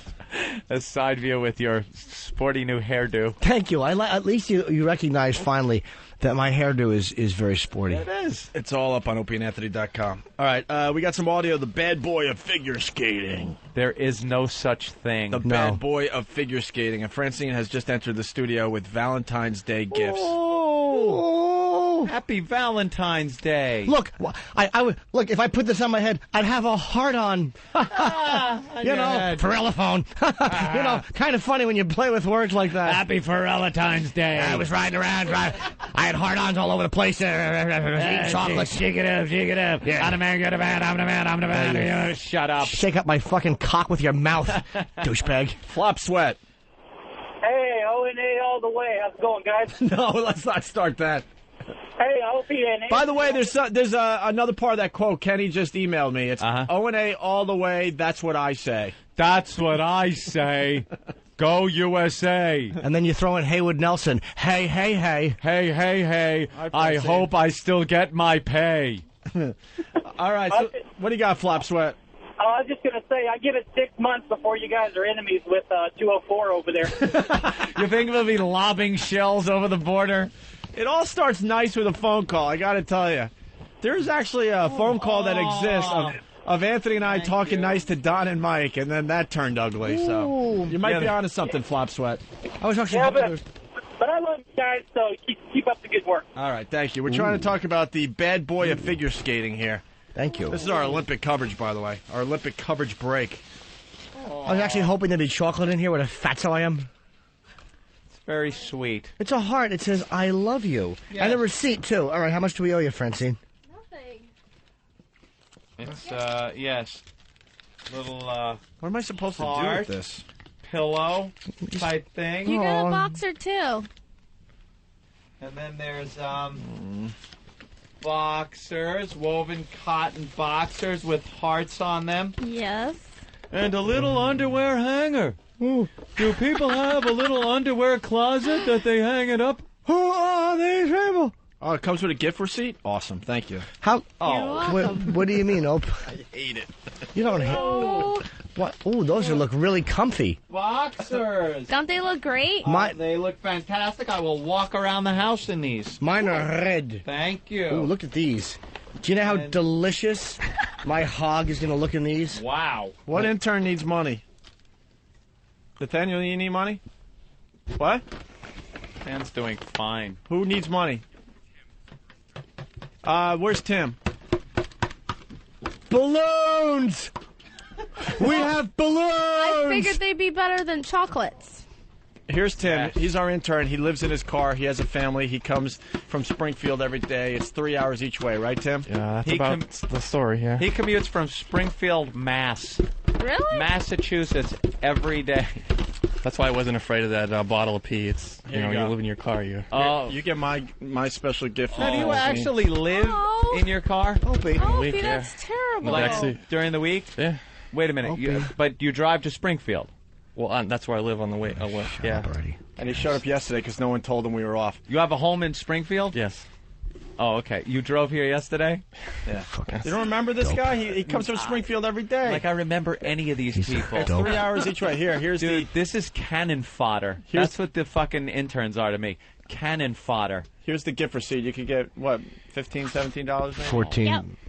Well, actually, something like that. Ooh, I like my balloon because I can do this. There you go. Thank you. Tim, that's free money. All you have to do is find an express and you get some gas money. Oh! You broke it. No! Thank you, Francine. You're welcome, Opie. Gee, Opie, you gave away... Can I see the balloon? I hope it took me a long time to pick out these gifts. I want to play like that. That's fun. You're gonna hurt my balloon. No, You got a I want to play. I want to bang. I used to be a drummer. Please. Okay. Right. I love my balloon. Oh. No! Opie. Don't pop my balloon! Opie. No! There you go. No! Do you understand? That was me and Ed can hold him up. Look, this is Lance Armstrong before and after. All right, let's get back into some radio here. Thank you, Francine. Hang out though. You're welcome. Or hold him again. What? Betty Ford.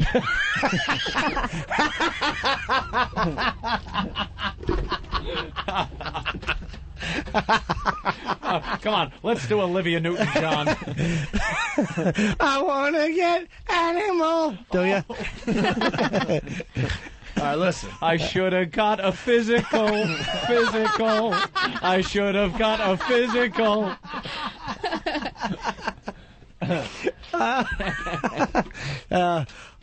Looking at the one that's left, I'm hopelessly devoted to you.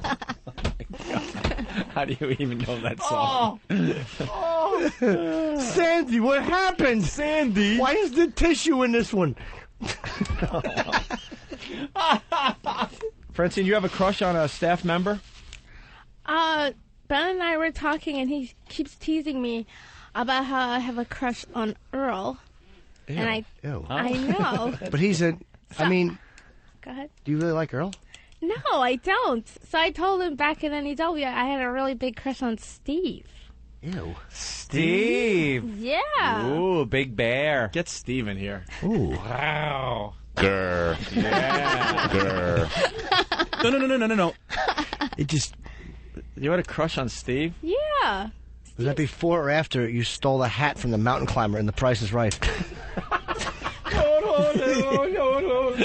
Steve. What? You're not going to believe this. Here comes Steve.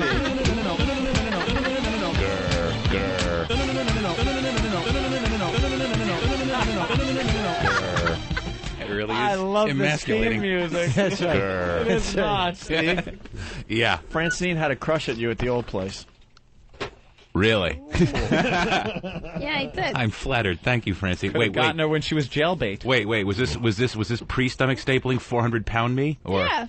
Oh, you like the big guys? Yeah, well, Really? I don't mind. Yeah. I'm really Whoa. small, so big guy, as long as he's not, the big F word, fat. I don't Right. care. Well, I You don't was. mind the big husky guy. That's why he I was a despicable fat guy. No, you weren't. He was a fatso. Yeah, I really was. He was fat. Yeah. Back in NEW? Yeah, he was a little fat. Yeah, we've seen I pictures. didn't think he was fat. Well. I thought Steve was okay. Wow. And what was it about Steve? His size, what else? Steve looked at me once. That's all it takes, huh? Eye contact? Wow. Yeah, and I got that feeling. Ah. Mhm. Little damp? Yeah. Ooh, Little bit. mushy. A little mushy. Ooh. Yeah, and I Little thought I mouchade. thought maybe he winked or something. So Something in my eye. Hey, good looking, what's cooking? Yes, that's exactly how it was articulated. He winked. Did you get like a little damp? Like, did the underwear kind of go up in? Like when you ride a bike, the way your underwear rides up in your crack? yeah, I did actually. Yeah? Yep. And you thought maybe, did you fantasize about Steve? Of course I and did. You? You did? Yeah, we had Did you sex. did you ever masturbate thinking of Steve? Maybe. Oh, home alone in bed, a little lonely, and then a hand wanders, and you got to come up with a fantasy. And Yeah. Steve ever pop in there and help you out? Of course he did. Excuse me, let me help. Let me dig in here for some honey. You get to the old honey pot. Oh, wow. There's a revelation. Really? We're doing no revelations on the show today. Yeah, walk us through one of these dreams. That's Steve back at NEW. Oh, my God. Holy shit. Yeah, you're right. Holy fat fuck. He wasn't fat. He actually has the tattoo of the flag on his arm. It's the fucking one they used to hang on the Verrazano. All right. There comes the suicidal urge for the day. Oh, my God. forget. No, Steve, you're You not forget like how that, big though. you used to be. No, I don't ever. Jesus. Holy crap. Wow. You were a problem. Yeah, I really was. Holy shit. Oh, that's unbelievable. Anyway, Look Francine. at your gut. I know. It's awful. Dude, it's awful now. No, it's not, Steve. No. The empty gut that I'm constantly working out to get rid of. So, Francine, what was your fantasy about Steve? Yeah. Yeah, how would that play out?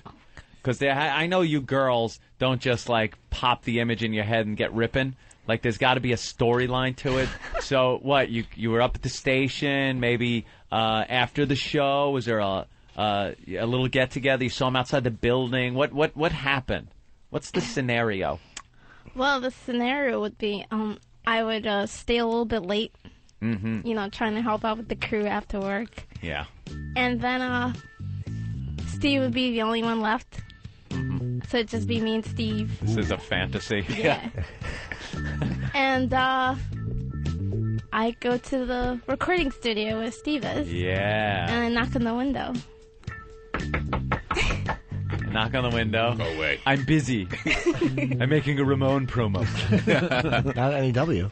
No, Ramon didn't exist then. So you knock and Steve lets you in. Yeah. And what happens? We'd work a little bit later, and I'd help Steve with some voiceover work. So there's some So there's some little things like, could you grab me that cart over there, and could you bulk this for me, and things like that, and you're just kind of doing little busy work, helping Steve out. Yeah. And during that time, what are you talking about? Stuff. But it's got to be stuff that kind of lets him know that this is a little more than just working, helping out. No, we wouldn't talk about it. Nothing. No. Strictly work. Yeah. He's just like writing code that makes video even more impossible to find. Thank you. I'm not going to get any email about that tonight. Thank you. And then we'd eat Chinese. Should be called lostlymusic.com. Oh, wow. See, instead of found. Yeah. Wow. And I fucked up the. Oh my God. Let me. Hold on. I'm not done. Oh, Jesus. You get a real Perella crash. All right. Lost. Stinker. Lost Conley. Would Steve have sex with you? Of course he would. Wait. Now, wait. You go right to the sex. They're still working. Hold on, stud. For How God's did this sake. initiate? Who cares about the... How do you migrate from work conversation to intercourse? So is work done? At some point you finish up and you leave the studio? No, we're not going to leave the studio. All right, how does it go from helping out to having some sex? Well, we're both going to say we're really, really tired and we should go. All right, it's like, I'm tired, been working all day, and you go, yeah, I'm tired. Yeah, and after eating Chinese, too. Wait. Chinese does that. She ordered Chinese a few minutes ago. Oh, I missed that. It's kind of like fucking Jungle Fever, Wesley Snipes and Annabella, whatever the fuck her last name is. Yeah. That's how you two are. Yeah. Like So then So then things would get a little heated and steamy. But how does it get heated? You go, you're tired. Where's the move? There's a You move. need the move. There's the move that takes it from you're working in the studio, could be anybody, just working in the studio. There's a line that crosses to now. heated There's and something steamy. happening. He's So now gonna my give you that penis is look. in your snatch. What happens? So he gives you a look. The look again. And the look isn't help me out with this piece of tape or Yeah. get me this or something. It's like, hey. It's the I want you look. Oh, Steve, can I see that look? Wait. It was me giving it or you giving it? No, you gave You me gave it to her. The look Yeah. you give, which Wow, Steve just gave the look. That's the look. Oh, my God. I thought that was I have to go to the bathroom. yes, Yeah, it might have been. most people interpret that as you being retarded, but she picked it up It was as sexy. I want you. I want you, Steve. All right, so he gives you the look. And then what? Yeah.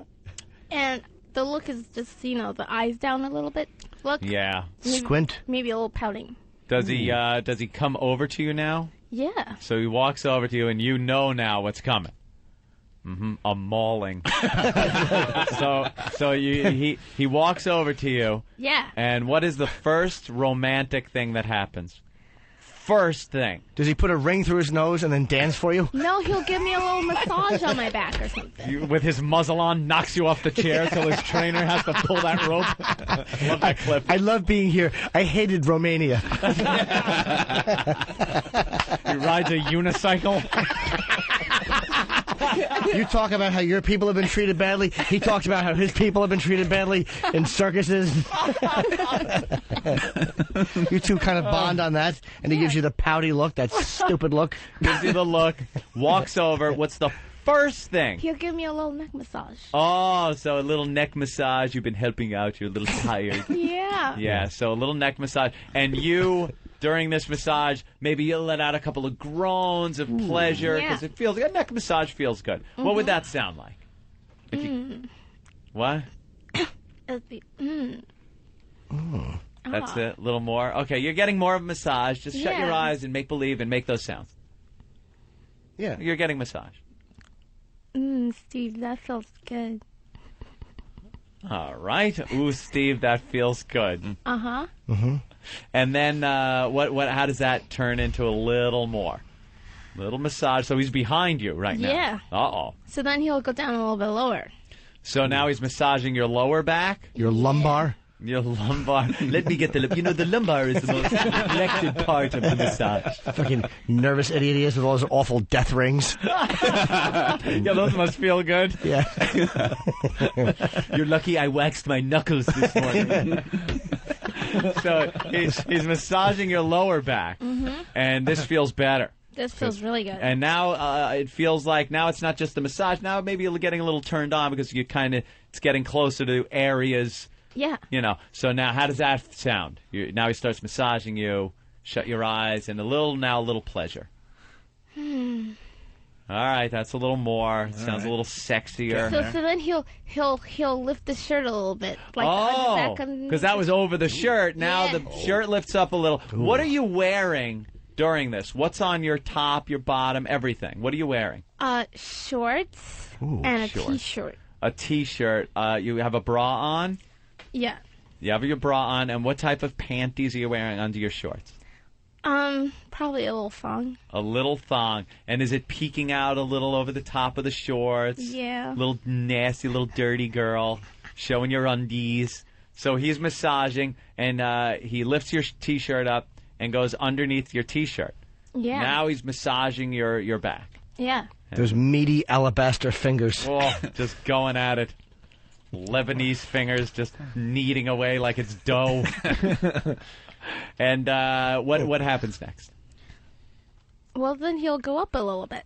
Oh, now he's going back up, but still on your back. We get it. You got a massage going. Yeah. Yeah. Let's get all right, to the move. but I'm kind of seeing where this move is going.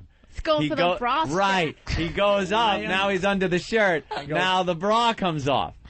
Yeah. So he unsnaps the bra. You show no resistance to this at all, so he knows now it's not just a massage.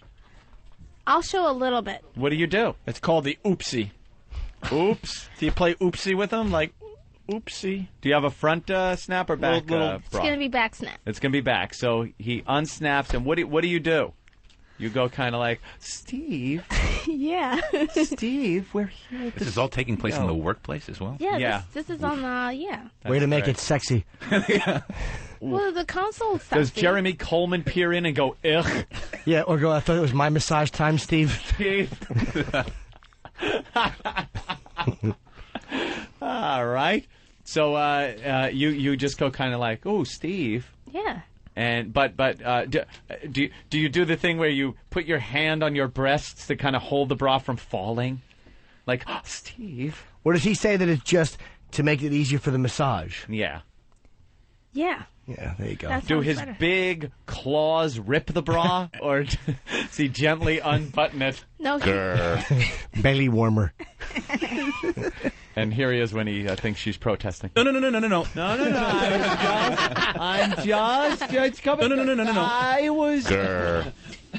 All right. Now, no more hard to get. No. So what are you doing? What happened? I have to show a little bit of resistance because I like to play the resistance game. Huh? Pepper spray. No? Play massa. Okay. No. Yeah. Does he have on a white wig and high stockings and black shoes? No. All right. I've taken you out of the plantation today for just this occasion. Oh, President Jefferson. So he does that, and you show a little resistance by doing what? What do you do? I'll probably just say no. Verbal? Yeah, let's hear the no, though. You can, yeah. What's happening? How What's is the happening? no? Get into the role. I'll say no, Steve. I don't think we should. I don't think we should. Now, this means she doesn't think we should, but she didn't say she doesn't want to. Of course. Right. What does I don't Steve think do? we should. Steve's just going to continue. Yeah. Ooh, real man. Steve keeps going. All right, Steve. That's You're welcome. good. Steve's Looking doing a good good so job. far. Yeah. All right. What's the next move he makes? Well, Now that your bra is undone. Steve's going to push aside the chair because I would have been sitting on a chair during this time. Uh-huh. And he's going to come behind me and he's going to have his package on my butt. Oh, so now you're standing? Or is he just... Yeah. Okay, you're standing. So now I'm just, So you're feeling all of his manhood against your butt. Yeah. And you could tell he's turned on. Yeah. Yeah, I've had that happen to me when I'm doing spots in the studio. Yeah. Comes up behind me. Let me show you how this is read. It's like he's teaching you to play tennis. He reaches around and grabs your arm. Teaches you the latest golf swing. Is he packing? Steve's packing. Ah. Mm-hmm. So you feel I his- know this is a fantasy. You feel his turgid pole pressed against your ebony cheeks. Then what? Yes. When does he hit you over the head with a frying pan? Yeah. When does he just get angry and you realize he hates women? Tries to get noises out of you for his next promo. Yeah. When does that happen? When he clumsily fumbles with your buttons and they don't come off, so he smothers your face into the buttons. He goes, "Can you do that again? The levels were fucked up." Just hear various audio cueing here and there all willy-nilly as he pushes her face across the buttons on the console. He's just screaming, "No is not an option," with his big fingers in your mouth so you can't holler for help. The studio is soundproof, stupid. It's like watching a silent film. Your arms are flailing. So now he's behind you. Package is against your butt, but you're still clothed. Your bra's unclipped. He's got his hands kind of on your back, but I'm guessing if he's right against you, now they're starting to venture a little around your hips and your side. Yep. He's going to start unbuttoning my pants now. Now he's going for the unbuckle For of the the pants. shorts. Yeah, Nice. Your little shorts. Yeah. How short are they? Very short. Very short. Short shorts. Yeah, short We've shorts. seen the short shorts. Yeah. Short shorts. She wears the shortest. Yeah. So she's got the short shorts on. Howie from New York City wants in real fast. Howie! When does he smell her and then she smells like fish and then he bites down on her? The old salmon swimming upstream. All right, where Just are we? wants to spawn. Let's get back into this. Where are we? Steve is unbuckling the pants. Okay. Yeah. And what do? I let him unbuckle it. Now you're not really arguing. Now, your hands just at your side like a soldier at attention, or what are you doing now? He's close behind you. Where are your hands? On the countertop. On the countertop. Yeah. Are you slightly bent over a little bit? Yeah. All right, and he's unbuckling your shorts. He unbuckles them. I could just imagine, but what happens? Continue. What's he saying? He's saying, you have a very lovely ass. Ooh. Very nice, Steve. Did you say that, Steve? I'd like to No. hear it. Come on. You have a very lovely ass, Francine. Thank you, Steve. You're welcome. That stupid smile. What a creep. What a cordial rape this is. I like to be polite up until Yeah, he sends out an invite. Lovely ass. We don't know when it's going to end. I'm going to dump bleach on your vagina to cover up any DNA after this. We have Jimmy Johnson calling in, so we got to move this along. We got about 5-6 minutes. So Jesus. So what happens? So your pants are down? Mm-hmm. Now he pulls the pants down. You're wearing your thong. Yeah. Now what happens? Keep it going. Keep it rolling now. Well, see, Steve's not going to take off the thong because that would be too easy. And he's a queer. He's not a queer. Of course not. Look how far he's getting. Yeah, Steve got All really right. far. So your shorts are around your ankles. Mhm. Your thong right there. Your beautiful ebony behind is showing out of the thong. And what happens? So he'll just slip his fingers through the thong. Kind of underneath. Yeah. Little underneath from behind. Look at that. It's getting her all excited. That's talking nice. about it. Now around the front Good or the move, back? Steve. You're welcome. From the back. Oh, he's tickling the bunghole. Yeah, All clumsy nice. like Herman Munster. Grandpa! Take her into the lab. You're going to fuck a hymen? So he's getting you a little aroused that way. Now, let's get to the action here. How does he actually make the final move? Well, he'll put it in. So he unbuckles his own pants, or do you reach around? What happens? Yeah, he'll unbuckle his own pants. He unbuckles because he feels you're ready to accept. Yeah. And what does he pull the thong aside, or does he rip the thong down? No, he just leaves it. You can still have sex with panties on. Yeah, I know. but you got to kind of, pull it aside a little. Yeah. Okay, so he pulls it aside and then puts it in. Is he rough or is he gentle with putting it in? He's gentle. He's very gentle. Of course he is. Not like Gentle that, Ben. Not like that horse in that video with that guy, right? Yeah. Feels a little and then drives it home.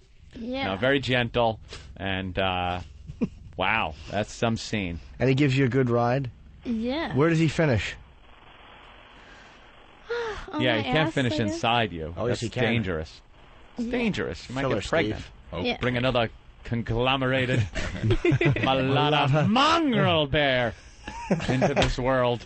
Nate in Brooklyn. Nate? Hey, guys. Hey. Yeah, I wanted to know, if part of the fantasy is that he gives her oral, does he get stuck in there and need Tigger and Piglet to help get him out? That's Take it easy. I'm trapped in the vagina. Could you please get me out, Tigger? You want to bang Steve now? Or is this fantasy over? Well, that was back then, you guys. You're I not, still- moved on. You're not I- into him anymore? I still like Steve, but But he lost too much weight for you. Yeah. All right. Do you want to see him nude with a little red half shirt on? Sitting under a tree? Protest. that would be nice. Oh, I thought you were talking to me. Oh. Yes. All right. Okay. That was good. Grr. All right. Can we hear the orgasm you had? Come on, I'm filling up. Guys. What? Guys. Whoa, what happened? Like, what would you say? You'd have to talk to him while he was banging you. You'd Yeah. have to say something. What would Yeah. you say? What would you say? Anything? What do you mean? What would I say? Fuck me, Steve. Oh, yeah, Steve. Oh, that part? Yeah, let's hear Any some of dirty talk or... Okay, so Steve will be inside me, and he'll get a little rough right before the peak. Oh. Yeah, so I'll be like, "Yes, Steve, harder." You're a hack. You're a Just like sex that? hack. I'm not a sex hack. I don't know. I'm not too good on the sexy stuff. Yeah, you can't like fake sexy talk like I can fake sexy talk if I'm having sex. I always fake it. Isn't that funny? I could fake die if someone shoots me in the head.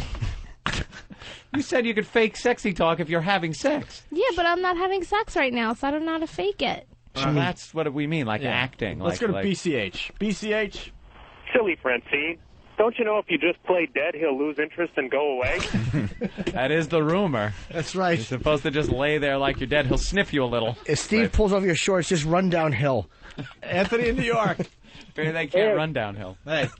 Hey, what's going on? I wanted to know at what point does Steve get on his back and she goes, he's such a good bear. He's such a good bear. Yeah, from the Grizzly Man. You're a good bear. Randy. Yo, I heard if Steve wants to go and have a date with her, she could steal a picnic basket for their first date. A picnic basket. All right. Well, it's a great fantasy. All right, we got a break. Jimmy Johnson. Going to talk a little NASCAR next. Goddamn. A lot of controversy in the NASCAR world. Ooh. Ben, do you like my hairdo? I love it. Wonderful. All right, we'll be back with Jimmy Johnson in just a bit.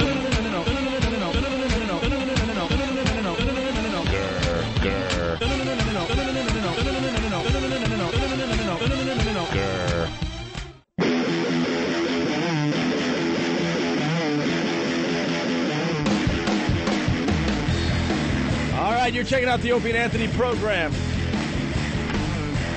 We have a real celebrity on the line for once. Jimmy Johnson. Hello. Welcome to the Opie and Anthony program. How are you, sir? I'm good. Thanks for having me on. Everyone's talking about Jimmy Johnson today. Why? What happened? Well, about the little issue, the little problem You're talking with about your crew House, chief. not Jimmy Johnson. Yeah, there may have been some cheating going on. That's what they're saying. What are the allegations here?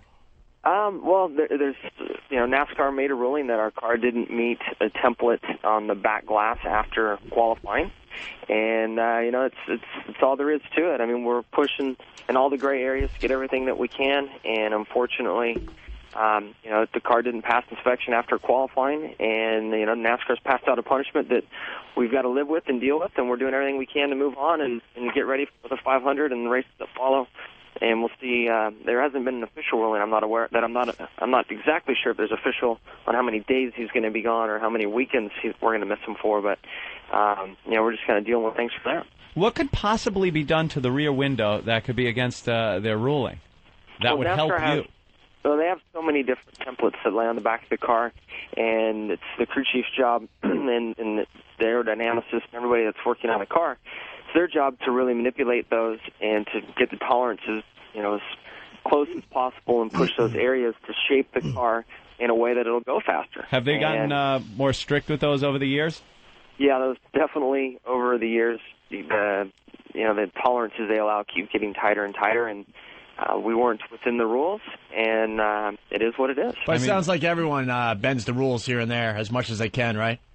Yeah, I mean, that's the job. It seems like it would be part of the whole NASCAR thing. It's the whole game, and over time, NASCAR, they don't want you to mess with those things, so they keep making the violation stiffer and stiffer, and, we've got a huge violation that we're faced with now, and looks like maybe 4 weeks of not having my crew chief at the racetrack, and that's a big penalty. So, hey, do you have audio of you talking to your crew chief behind closed doors? I want to hear that. No, I mean, I just get in the car and drive it. I'm definitely disappointed. I know that Chad's disappointed, and everyone is involved. But it's his job to work over the gray areas, and something wasn't right, and we got in trouble. Right. Hey, we got Dugout Doug. He wants to talk to you, Jimmy. Dugout Doug, what's up? What's going on? Jimmy Johnson, man, huge fan of you and the Hendricks team. Been a big fan of Gordon since day one, and been following your career for quite some time. Do you think that NASCAR is going a little bit overboard this year with the rules? Was it the 99 car that tried to avoid an accident at the shootout this weekend? Was it the 99 car? I don't know what happened with him. I saw him, flying by the left side of me as I was trying to get to pit road, and thankfully he didn't get in the back of me. He was going like 100 miles an hour faster than I was. So from that deal, I don't know enough about it. I've had my hands full with our situation, but the thing that the NASCAR is showing with this ruling is some consistency. If you think back to last year, Todd Berrier had an issue and they suspended him for a period of time, and this looks like it's in line with that. And that's all the teams can ask for is the rulings to be consistent. And I think NASCAR has been fair to the 48 team over the years. We had some shocks that they didn't think were fair for us to have. They weren't illegal, but they didn't penalize us on those I guess the Dover race last season. And then we had an appeal overturned after winning a case with them, and they realized that we weren't cheating earlier in the year. So, I feel that they take care of, they've looked at everything with an open mind, and it's been, it's been good, and this is bad. It seems like NASCAR is getting too complicated. I say let you guys use whatever you want. Like the old days, just get the stock car out there. Man, there's just way too much invested, right? Digest. So, Jimmy, who steps in and takes the place of Chad Knaus now that he's out of the picture for this? Very good question, Doug. Well, we have our race engineer that's been up on the box and has been with the 48 team since the beginning. His name's Darian Grubb, and he's going to step in and take over that responsibility. And he's going to do all right. Now Not the same, but he's going to do a great job. It's a chance for all of us on the team to step up and really do our jobs. Hey, Jimmy, the Daytona 500 is going to be on the 5th year anniversary of Dale's death? Yes. How does that weigh on the drivers' minds? I mean, that's got to be going through your head. And I very feel good question, Anthony. Thank you. I feel that climbing in a race car, I know the risks that I take, and I'm fully aware of that, and want to be in the race car doing my job. On top of that, I also know that the safety has improved so much since Dale's death that I felt safe then, and I feel even safer now. And I think we've been able to back that up with some data and show impacts that were much harder than Dale's have drivers walk away from. So I feel like I'm in a very safe race car. You know what I like about Jimmy Johnson? He got fined for cursing on TV. How much did he get fined for that? Me? Yeah. No, it wasn't me. I think that was Junior who that was had a nice Dale Earnhardt gesture on Jr. TV. I think he said hell or damn or something like that when he was doing his interview post-race. And they got him a fine for saying hell or damn? Yeah, $30,000. Oh, my God. Yeah, they took some championship points away from him, too, so they don't, they don't take lightly to it. This question Jimmy, on the Jimmy, list what do you that guys... should be on tomorrow's sheet. Ask Dale about...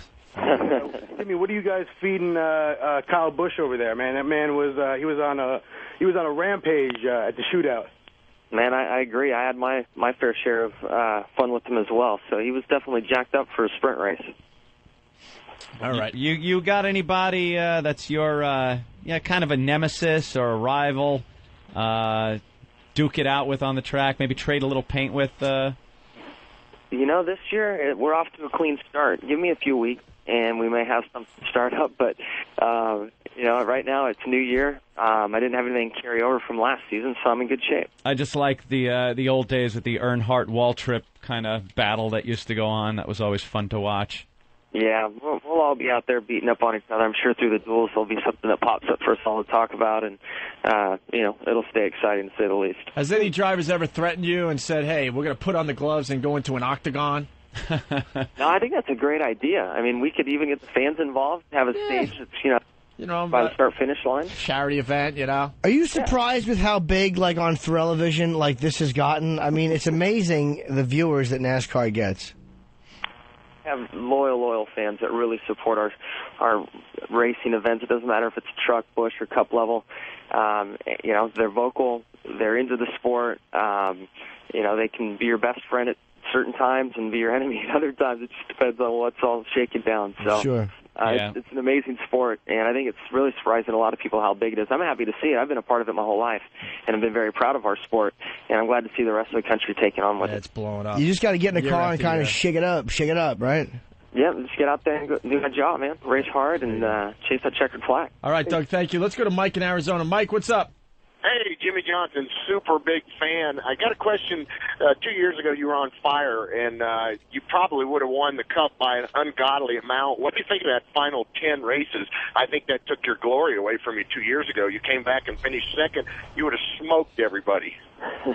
That's a really good question, Mike. He's like, thanks for reminding me, Yuff. Yeah. No, I appreciate it. I don't know. I guess the year before the chase started, I would have won the chase with chase format. The year after, I would have been second still, regardless of the way things we're going to shake out. But I'm in favor for it. I think it's taken our sport to a new level. It's gotten more fans involved. It relates to other ball games.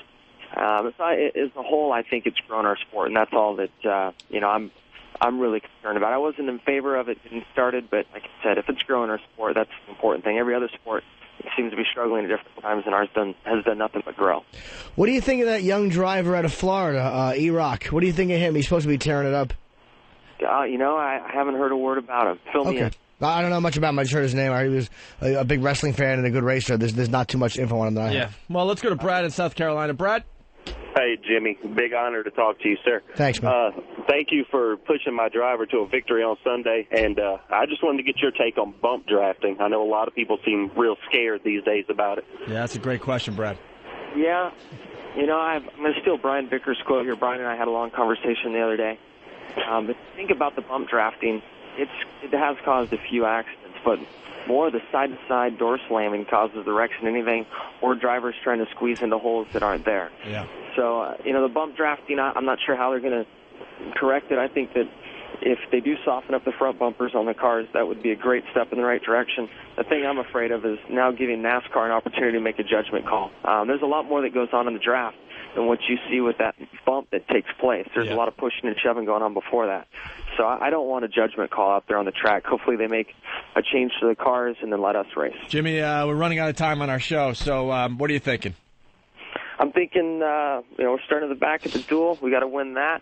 Then get in the 500 and win that. And then also I want to plug my show that's playing at 7 p.m. Thursday night. Yeah, we got the NASCAR channel, XM channel 144. You're on from 7 to 7:30 Eastern Time. Exactly. Our first show's coming up. And, that's a tough show, a half hour. I want that contract. No, it spends hours in a car. No, Jimmy, we're running out of time. Thank you so much for calling the show, and good luck this weekend. Good luck, man. You got it. Thank you. Program complete.